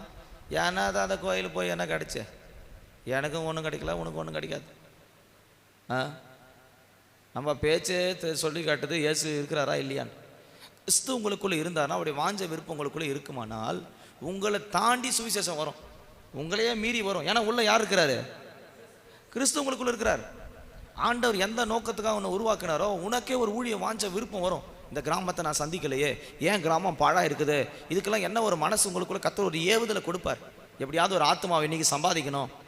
இது யாருடைய சித்தம்னா பரலோக தேவனுடைய சித்தம். அவன் தான் கிறிஸ்தவன். இருக்குதா உங்களுக்குள்ள? கிறிஸ்துவின் சிந்த விருப்பம் உங்களுக்குள்ள வருதா? ஒரு ஜனம் கூட கெட்டு போகக்கூடாதுன்னு தான் யாருடைய விருப்பம். அப்போ நீங்கள் அந்த விருப்பம் உள்ளவர்களாக இருந்தால் ஒவ்வொரு ஜனத்தை பார்த்து என்ன சொல்லுவீங்கன்னா, ஆண்டவரே இவரை ரட்சியும் மனம் திரும்ப கொண்டு வாருன்னு சொல்லுவீங்க. இப்போ ரெண்டாவது காரியம், ஒரு மனுஷனுக்குள்ள வர வேண்டியது கண்காணிப்பை விரும்புவது. ஊழியத்தை கண்காணிக்கணும், ஊழியம் செய்யணும், குடும்பங்களை கண்காணிக்கணும். சில பேர் கண்காணிக்கிறதே இல்லை. அது எப்படியோ போதோ போட்டோ அப்படி சுவிசேஷம் சொல்கிறியோ, ஜபம் பண்ணுறியோ, வேதவாசி எப்படி வேணால் போ. ஆனால் இந்த சபை அப்படி உங்களை வச்சு உட்கார வைக்க முடியாது. இது அந்த சபை இல்லை. உட்கார வச்சு பெஞ்சை தேய்ச்சிட்டு போகிற சபை இந்த சபை இல்லை. ஒரு கர்த்தருடைய பிள்ளைகளை உருவாக்குற இடம் தான் சபை. அப்போ ரெண்டாவது, ஒரு கர்த்தருடைய பிள்ளைகள் அல்லது கிறிஸ்தவர்கள் என்று சொல்லுகிறவர்கள் எதை விரும்பணும்னா, கர்த்தருக்காக சுவிசேஷ ஊழியத்தை செய்ய சுவிசேஷ சீசர்களாக மாறணும். நீங்கள் ஒரு சீசராக மாறணும், சீசத்துவத்தில் நிற்கணும். இயேசு கிறிஸ்துவின் இடத்துல, சபையின் இடத்துல ஜனங்களை கொண்டு வரத்தக்கதாக சீசர்களாக நீங்கள் மாறணும். மூன்றாவது படிக்கும்போது பிலிப்பியர் 1, நேரம் இல்லை, பிலிப்பியர் 1:23 படிக்கும்போது, கிறிஸ்துவுடனே கூட இருக்க எனக்கு ஆசை உண்டு. அப்போ கிறிஸ்துவனுக்கு ஒரு ஆசை இருக்கணும், எப்போதும் இயேசுவோடு நடக்கணும். நீங்கள் இயேசுவோடு இருக்க ஆசை இருக்குதா, மனுஷனோடு இருக்க ஆசை இருக்குதா? சபையை குறித்து சபைக்கு வாங்க அப்படின்னு சொன்னாலும் உங்களுக்கு ஆசையாக இருக்கணும். எப்போ சபை வரும், எப்போ வெள்ளிக்கிழமை வரும், எப்போ புதன்கிழமை வரும், எப்போ சனிக்கு ஞாயிற்றுக்கிழமை வரும், எப்பெல்லாம் ஜபம் கூடும்போது கூடலாம். கிறிஸ்துவுடனே கூட இருக்க எனக்கு ஆசை உண்டு. அப்போது நமக்கு என்ன ஆசை விருப்பம்னா, கிறிஸ்தவனுக்கு ஒரு ஆசை எப்போதும் ஏசப்பா கூடவே நடக்கணும். இன்னைக்கு ஏசப்பா பேசுவாரா, இன்னைக்கு ஜபம் பண்ண போகிற ஆண்டவர் என்ன கூட பேசுவாரா, அப்படி ஆசை இருக்குதா? கை தூங்கலாம் பார்க்கலாம், எனக்கு இன்றைக்கி ஏசப்பா பேசணும் அப்படின்னு எனக்கு ரொம்ப ஆசை. கை தூங்க பார்க்கலாம், எத்தனை பேர் இருக்கீங்கன்னு? கிறிஸ்துவுடனே இருக்க ஆசை, என் கூட ஏசப்பா பேசணும். 1 2 3 4 5 6. சிலது பேர் கையை தூக்கல, அதுக்கு எந்த ஆசையும் கிடையாது, அற்ப ஆசை தான் இருக்குது. எப்போ முடிப்பாங்கன்ற ஆசை தான். எப்போ வீட்டுக்கு ஓடலாம், பிரியாணி கிடைக்குமா, கோழி கறி கிடைக்குமா, இது கிடைக்குமா, அது கிடைக்குமா, உலகம் சுற்றலாமா, சினிமா பார்க்கலாமா, வேடிக்கை பார்க்கலாம், இதுக்கெல்லாம் ஆசை. என்ன ஆசை இல்லை? கிறிஸ்துவுடனே கூட இருக்க ஆசை இல்லை. அப்போ கிறிஸ்துவன்னா யார் கூட இருக்க ஆசைப்படுவாங்கன்னா, கிறிஸ்துவோடு கூடவே இருக்கு. நான் ஏனோக்கை குறித்து நீங்கள் படித்து பாருங்கள். அவன் தேவனோடு கூடவே நடந்தானா? எப்படி நடந்திருப்பாங்க 2 பேரும் ஒன்றா? இப்போ கொஞ்சம் பள்ளமேடு வருது நம்ம நடந்தா, அப்போ அவனுக்கு கூட என்ன வந்திருக்கும் நான் நினைக்கிறேன்னா, கொஞ்சம் பள்ளமேடு வந்திருக்கும், கொஞ்சம் ஏற்ற இறக்கம் வந்திருக்கும். ஆனால் அவன் ஒரு நாள் கூட ஆண்டவர் விட்டு என்ன பண்ணலன்னா தூரம் போவே இல்லை. ஆண்டவர் அவனும் அப்படியே சஞ்சரித்து நடந்தாங்களாம். அதனால் ஏனுக்கு எடுத்து கொள்ளப்பட்டான். ஒரு பரலோக ராஜ்யம் போகிற பரிசுத்தவான்களாகப்பட்ட சபையில் இருக்கிற வாலிபர்களுக்கு என்ன ஆசை இருக்குன்னா, ஏசப்பா போல நடக்கணும்னு ஆசை இருக்கணும். இருக்குது ஆசை. அவன் தான் கிறிஸ்தவன். கிறிஸ்துவன் கூட நடக்க ஆசைப்படுகிறவர்கள். அதில் கொஞ்சம் பிரச்சனைகள் வரும், போராட்டங்கள் வரும். இப்போ பேதுரு ஆண்டவர்கிட்ட சொல்கிறான், ஆண்டவர் கடல் மேல் நானும் நடக்கணும். நடந்து வந்தான். கொஞ்ச நேரத்தில் என்னாச்சு? என்னாச்சு? உள்ளே போயிட்டேன். ஏன் தெரியுமா உள்ளே போனார்? அவர் விசுவாசிகளை ஒன்று. அவர் எதை பார்த்தாரு? என்னையா இவ்வளோ பெரிய கடலில் எப்படி நடந்தேன், நானாக நடந்தேன் அப்படின்னு உள்ளே போயிட்டார்.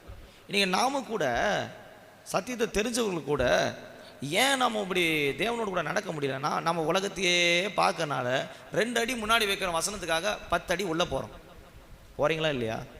வசனத்தை கேட்கும்போது 2 அடி முன்னாடி வைக்கிறீங்க காலை, ஆண்டவர் மோடு கூட நடப்பன்னு தான் வைக்கிறீங்க. அடுத்த அடி பார்த்தா பூமி பார்த்தா இன்னும் இவ்வளோ பிரச்சனைகள் இருக்குது, இவ்வளோ பாவ போராட்டங்கள் இருக்குது, இதில் நம்மளால் இருக்க முடியும்னு சொன்னால் அந்த பாவம் ஒன்று மூழ்கடிக்குது. பேதுரு உள்ளே போயிட்டார். அப்புறம் ஆண்டு சொன்னார், அற்ப விசுவாசி வெளியே வா. அப்போ நாம் நடக்கணும்னு ஆசைப்படுறது முக்கியம்தான். அதே நேரத்தில் உலக மாம்ச எண்ணங்கள் வராதபடி தற்காத்து கொள்ள வேண்டும்.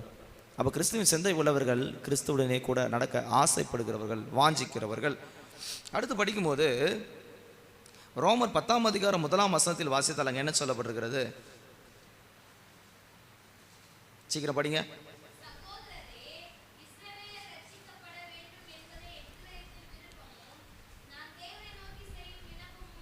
அடுத்து ஒரு கிறிஸ்தவனின் விருப்பம் என்னவா இருக்குன்னா, இஸ்ரவேலை ரட்சிக்கிறதுக்கான ஒரு விருப்பம். இது என்ன காணப்படுகிறது? மற்றவங்க ரட்சிக்கப்படலையே, என் குடும்பத்தில் இன்னும் ரட்சிக்கப்படலையே, இவங்கெல்லாம் கர்த்தரை ஏற்றுக்கொள்ளல, நானே இன்னும் கர்த்தரை ஏற்றுக்கொள்ளேன்ற ஒரு வாஞ்ச விருப்பம் கொழுந்து விட்டு எரியும். ஏமா ஒரு சீசருக்கு போனது போல உன் இருதயம் எரியும். இப்படி ரட்சிப்படையாமல் இருக்கிறாங்களா, இஸ்ரவேலின் ரட்சிப்புக்காக அவர்கள் விருப்பத்தோடு வேண்டுதல் பண்ணுறாங்க ஆண்டோடத்தில். அதான் வாஞ்ச.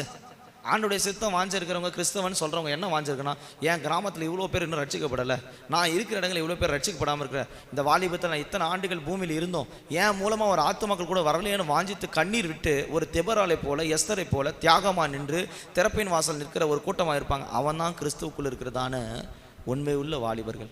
நீங்கள் எந்த வாலிபர்கள்? வேறு அதுக்கெல்லாம் ஆள் சேர்க்குறோம். கிரிக்கெட் விளையாடுறதுக்கு போனால் 10 பேர் சேர்க்குற, கபடி விளையாடுறதுக்கு போனால் 10 பேர் சேர்க்குற, ஊர் திருவிழாக்குன்னா 10 பேர் சேர்க்குற போகலாம் ஒன்றான்னு. ஆனால் ரட்சிக்கப்படுறதுக்கு ஆளை நீ சேர்க்கலையே கர்த்தருக்குள்ளே. சேர்த்துருக்கீங்களா யாராவது? என் மூலமாக ஒரு 10 பேர் நான் சபைக்கு கொண்டு வந்திருக்கேன், ரட்சிப்படைஞ்சிருக்கிறாங்க, இயேசுவை ஏற்றுக்கொண்டிருக்கிறாங்க, சொல்ல முடியுமா? கை தூங்க பார்ப்போம். ஆனால் கிறிஸ்துவுக்குள் இருக்கிறவங்க, கிறிஸ்துவின் விருப்பத்தை சித்தத்தை நிறைவேற்றுகிறவர்கள் யாருன்னா, இஸ்ரவேலின் ரட்சிப்புக்காக வேண்டிக் கொள்கிறவர்கள். அவங்க ஜபம் எப்படி இருக்குன்னா, எப்படியாவது ஒரு ஆத்துமாக்களை சம்பாதிக்கணும் ஆண்டவரே, அவங்க தான் கிறிஸ்துக்குள் இருக்கிறவங்க. அடுத்து நான் வசனத்தில் படிக்கும்போது எபிரேயர் புஸ்தகம் 11ஆம் அதிகாரத்தில் பார்க்கும்போது 16ஆம் வசனத்தில் என்ன சொல்லப்பட்டிருக்கிறது? பரம தேசத்தை விரும்புகிறவர்கள். கிறிஸ்துவுக்குள் இருக்கிறவங்களுடைய விருப்பம் எதுன்னா, பரம தேசத்தை பிடிக்கணும். என்ன பரம தேசம்? பரலோக ராஜ்யம். நமக்கு ஆயுதம் பண்ணப்பட்ட ராஜ்யத்தை எப்படியாவது நான் பிடிக்கணும். அதுதான் ஒரு வாலிபனுடைய நோக்கமாக இருக்கும். உங்கள் டார்கெட்டு, உங்கள் சிந்தையெல்லாம், நான் பரலோகத்தை இழந்துடக்கூடாது, எப்படியாவது பரலோக ராஜ்யத்தை பிடிச்சிடணும், பரலோக ராஜ்யத்துக்கு நான் வந்து சேரணுன்றதை வாஞ்ச இருக்கணும். அதுதான் கிறிஸ்துவின் பிள்ளைகளாக, வாலிபர்களாக அங்கீகரிக்கப்படுவது. அப்படிப்பட்ட வாஞ்ச உங்களுக்குள்ள இருக்குதா? பரம தேசத்துக்கு போவீங்களா? பரம தேசத்துக்கு போக முடியுமா? பரம காணான் வேணுமா? இல்லை பாதியில் இருக்கிற மாறா அப்படி ஏதாவது ஒரு இடத்துல நின்றுலாமா? சொல்லுங்கள். இல்லை எகிப்தில் நின்றுலாமா? எது வேணும் நமக்கு? நான் போய் உங்களுக்காக ஒரு ஸ்தலத்தை ஆயத்தப்படுத்துவேன், என் பிதாவின் வீட்டில் அநேக வாசஸ்தலங்கள் உண்டு, உங்களுக்கு நான் ஒரு இடத்தை ஆயத்தப்படுத்துவேன். நமக்கு எல்லாருக்கும் ஒரு பரமதேசத்தில் ஒரு வீடு ஆயத்தமாக்கப்பட்டு கொண்டிருக்கிறது. கிறிஸ்துவோடு கூட விருப்பப்படுகிறவர்கள், வாஞ்சிக்கிறவர்கள் அந்த பரமதேசத்தை குறித்து சிந்திப்பாங்க. தூங்கினாலும் படுத்திருந்தாலும் அவங்க மனது என்ன வாஞ்ச இருக்குன்னா, ஏசப்பா பரலோகத்தை நான் எப்போ வருவேன், உமா எப்போ பார்ப்பேன், அந்த பரலோக ராட்சி எப்படி இருக்கும். அதுதான் கிறிஸ்துவுக்குள் வாழ்கிறவங்க. அடுத்து 7வது காரியத்தை பார்க்கும்போது உன்னத பாட்டின் புஸ்தகம் 7ஆம் அதிகாரம் 10ஆம் வசனத்தில் படிக்கும்போது, நான் என் நேசர் உடையவன், என் நேசர் என்னுடையவர் என்றதான ஒரு விருப்பம் உள்ளவர்கள் அப்படிப்பட்டவர். உன்னத பாட்டு 7:10. யாருடையவள்? உங்களுக்கு மனசு முழுசும் எப்போ என்ன சொல்லணும், நான் பரலோகத்துக்குரியவன், நான் ஆண்டவருடைய பிள்ளை, ஆண்டவருடைய பிள்ளை, நான் ஆண்டவருடைய பிள்ளைன்றது கர்த்தருக்குள் இருக்கிறவங்க, வாஞ்சியாக இருக்கிறவங்க மனசு எப்போதும் சொல்ல வேண்டிய ஒரே காரியம் இதுதான். நான் யாருடையவன்? பிசாசுக்கு எனக்கு சொந்தம் இல்லை, உலகத்துக்கு எனக்கு சம்பந்தம் இல்லை, நான் யாருடையவன்? நான் நேசர் உடையவன். அப்போ ஒரு 7 காரியத்தை நேரம் இல்லாதாலும் நான் உங்களுக்கு சுருக்கமாக விளக்குறேன். 7 காரியங்கள் ஒரு கர்த்தருடைய பிள்ளைகள் கிறிஸ்துவுக்குள் அல்லது கிறிஸ்துவின் விருப்பத்துக்குள் இருக்கிறவர்கள் என்பதை சொல்கிறது. முதலாவது சொன்ன கிறிஸ்தவர்கள் என்றால் சத்தியத்துக்கு கீழ்ப்படிந்து மனம் திரும்பி அவர்கள் பாவங்களை விட்டு ஓய்ந்து பழைய மனுஷனை அழித்து அவர்கள் தேவனுக்காக நற்கிரியைகளை செய்கிறவர்கள். 7 காரியங்கள் ஒரு மனிதனை கிறிஸ்துவுக்குள், கிறிஸ்துவின் வாஞ்சைக்குள் இருக்கிறனாக சொல்கிறது. முதல் காரியம், அவனுக்கு வசனத்தின் மேல் விருப்பமும் வாஞ்சையும் உண்டாகிறது. இரண்டாவது, அவனுக்கு இருக்கிற வாஞ்சை ஊழியத்தை குறித்து கர்த்தருக்காக ஏதாவது செய்ய வேண்டும் என்றதான கண்காணிப்பின் வாஞ்சை இருக்கிறது. மூன்றாவது, கிறிஸ்துவுடனே கூட நடக்க அவர்களுக்கு ஆசை இருக்கிறது. நான்காவது, ரட்சிக்கப்படாத ஜனங்களை குறித்து தான ரட்சிப்புக்காக ஏங்கி தவிக்கிறதான ஒரு விருப்பம் அவர்களுக்கு உண்டு. ஐந்தாவது பரமதேசத்தை குறித்து தான வாஞ்சை விருப்பம் இருக்கிறது. ஆறாவது, நேசருடையவர்களாக வாழும்படி வாஞ்சை. கடைசியாக லூக்காவின் 22ஆம் அதிகாரம் 15ஆம் வசனத்தில் படிக்கும்போது, பஸ்காவை புசிக்க எனக்கு ஆசையாக இருந்தேன் என்று ஆண்டவராக இயேசு கிறிஸ்து சொல்வதை படிக்கிறோம். லூக்கா 22:15 அந்த வசனம் இருக்கிறது. எதை புசிக்க ஆசைனா பஸ்கா. அப்போது ஒரு கர்த்தருடைய பிள்ளைகளுக்கு எது ஆசையாக இருக்கணும்னா, பஸ்காவை புசிக்க ஆசை. எப்படி பஸ்கா புசிக்க முடியும்? நீங்கள் ஞானஸ்தானத்துக்கு ஒப்பு கொடுத்து மனம் திரும்பி ஏசப்பா தான் எங்கள் சொந்த ரட்சகர் நீங்கள் ஒப்பு கொடுக்கும்போது, தண்ணீர்னால மூழ்கி உங்களை புதிய மனுஷனாக ஒப்பு கொடுக்கும்போது நீங்கள் அவருடைய சரீரத்தையும் அவருடைய ரத்தத்தையும் எடுக்கும்படி உங்களை கொண்டு போவோம். அப்போ உங்களுக்கு ஒரு ஆசை இருக்கணும். கிறிஸ்தவனுக்கு என்ன ஆசை? என்ன ஆசை சொல்லுங்க? அவருடைய சரீரத்தையும் ரத்தத்தையும் எடுக்கிற ஆசை. அப்போ ஒரு 7 ஆசைகள் விருப்பங்கள் நான் சொல்லியிருக்கேன். நான் திரும்ப உங்களுக்கு நினைவு போட்டுக்கிறேன். இந்த தூதனுடைய தலைப்பு சின் வெர்சஸ் கிறிஸ்டியன். சாத்தானுடைய விருப்பத்துக்குள் நீங்கள் இருக்கிறீர்களா அல்லது கிறிஸ்துவனுடைய விருப்பத்துக்குள் நீங்கள் இருக்கிறீர்களா? சாத்தானுடைய விருப்பத்தை ஒரு 5 காரியத்தை நான் உங்களுக்கு சொன்னேன். ஒரு சாத்தான் உள்ள புகுந்தா அவனுடைய விருப்பம் எப்படி இருக்கும்? இயேசு கிறிஸ்துவுக்குள் ஒரு மனிதன் கிறிஸ்துவனாக இருந்தால் அவனுடைய விருப்பம் வாஞ்சை என்னவா இருக்கும் என்று ஒரு 7 காரியங்கள் சொல்லியிருக்கிறேன். நீங்கள் இப்போ சிந்திக்க வேண்டியது, நான் எதில் நிற்கிறேன்? நான் சின்ன்ற பாவத்தில் உள்ளதான சாத்தானுடைய விருப்பத்தில் இருக்கிறேனா அல்லது கிறிஸ்துவுக்குள் நான் இருக்கிறேனா? முழங்கால் படிட்டு ஒப்பு கொடுக்கலாமா? ஒரு 5 நிமிஷம் நேரம் இருக்குது. தயவுசெய்து முழங்கால் படிட்டு ஆண்டோடைய சமூகத்தில், ஆண்டவரே நான் எந்த கூட்டத்தில் நின்று கொண்டிருக்கிறேன்? உங்களை நீங்களே நிதானித்து பாருங்கள். நான் பாவத்துக்குள் இருக்கிறேனா? பாவ விருப்பம் சிந்தை எனக்குள்ள இருக்கிறதா? என் மனதின் போராட்டத்தை நான் இடம் கொடுத்திருக்கிறேனா அல்லது கிறிஸ்துவனுடைய சிந்தைக்குள்ளே என்னை தரித்து கொண்டிருக்கிறானா? கிறிஸ்துவின் சிந்தையே உங்களில் இருக்க கடவுள் என்று பவுல் சொல்கிறார். இங்கே இருக்கிற ஒவ்வொரு வாலிபர்களுக்கும் இன்னிலிருந்து ஒரு கிறிஸ்துவின் சிந்தை உண்டாகட்டும். கிறிஸ்துவின் விருப்பம் உங்களுக்குள்ள நிறைவேறட்டும். கிறிஸ்துவின் சித்தம் உங்களுக்குள்ள நிறைவேறட்டும். பாவ சித்தங்கள், சாத்தானின் சித்தங்கள், சாத்தானின் விருப்பங்கள், பிசாசின் சித்தத்தை இன்னையோடு ஒழித்து விடுங்க. வசனத்தை கேட்டவுடனே நீ மனம் திரும்பி பழைய மனிதனை ஒழித்து போட்டு புதிய மனுஷனை தரித்து கொண்டு நற்கிரியை செய்கிறா மாறுகிறவர்கள் தான் உண்மையான கிறிஸ்தவர்கள். இன்னைக்கு நீங்கள் வசனத்தை கேட்டீங்க, அந்த அந்தியோகியா பட்டணத்தில் இருக்கிறது போல மனம் திரும்பி விசுவாசித்து இந்த வசனத்தை ஏற்றுக்கொண்டு புதிய மனுஷர்களாக மாறி நற்கிரிகளை செய்ய புறப்பட்டு போனால் நீங்கள் தான் உண்மையான கிறிஸ்தவன். சத்தத்தை உயர்த்தலாமே? இவ்வளோ சத்தியத்தை கேட்டிருக்கிறோம். இதை வாங்கிறதுக்கு ஒரு கிருபை வேணும். சத்தமிட்டு கூப்பிடுங்க.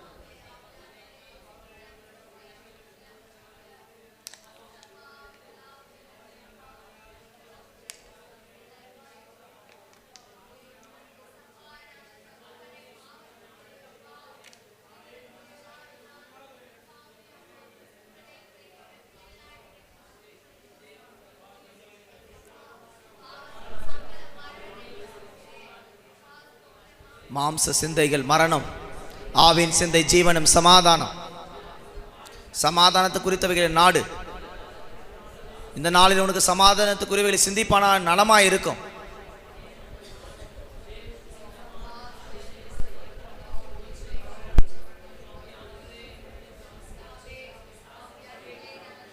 கிறிஸ்துவை மறுதளிக்கிற யூதாசு, காட்டி கொடுக்கிற யூதாசின் கூட்டம் பிசாசின் வல்லமைகளால் தாக்கப்பட்டிருக்கிறீர்களா? வெளியே வரும்படி இடம் கொடுத்து கத்தரத்தை கேளு. கத்தரை அறிந்திருந்தோம், வசனத்தை அறிந்திருந்தோம், பஸ்காவை அறிந்திருந்தோம். உள்ளே ஒரு வேஷம், வெளியே ஒரு வேஷம். பாவம், சாத்தானுடைய விருப்பம் உனக்குள்ள போராடுது. கத்தருக்காக பாடுபட விடாமல் சுயமாக சந்தோஷமாக இன்பமாக வாழ என்று சொல்கிற ஆலோசனை வருகிறதா? சாத்தான் உனக்கு தரும் ஆலோசனை. கத்தர் விளக்கினதான கனியை புசிக்கும்படி இடம் கொடு என்று சத்துரு போராடுகிறானா?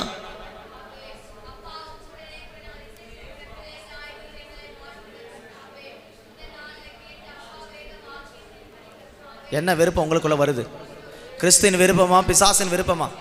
கிறிஸ்துவின் விருப்பம் உன்னை கிறிஸ்தவனா மாற்றும். கிறிஸ்துக்குள்ள உன்னை வாழ செய்யும். இச்சைகளின்படி நடக்க பிசாசு உங்களை ஏவுகிறானா?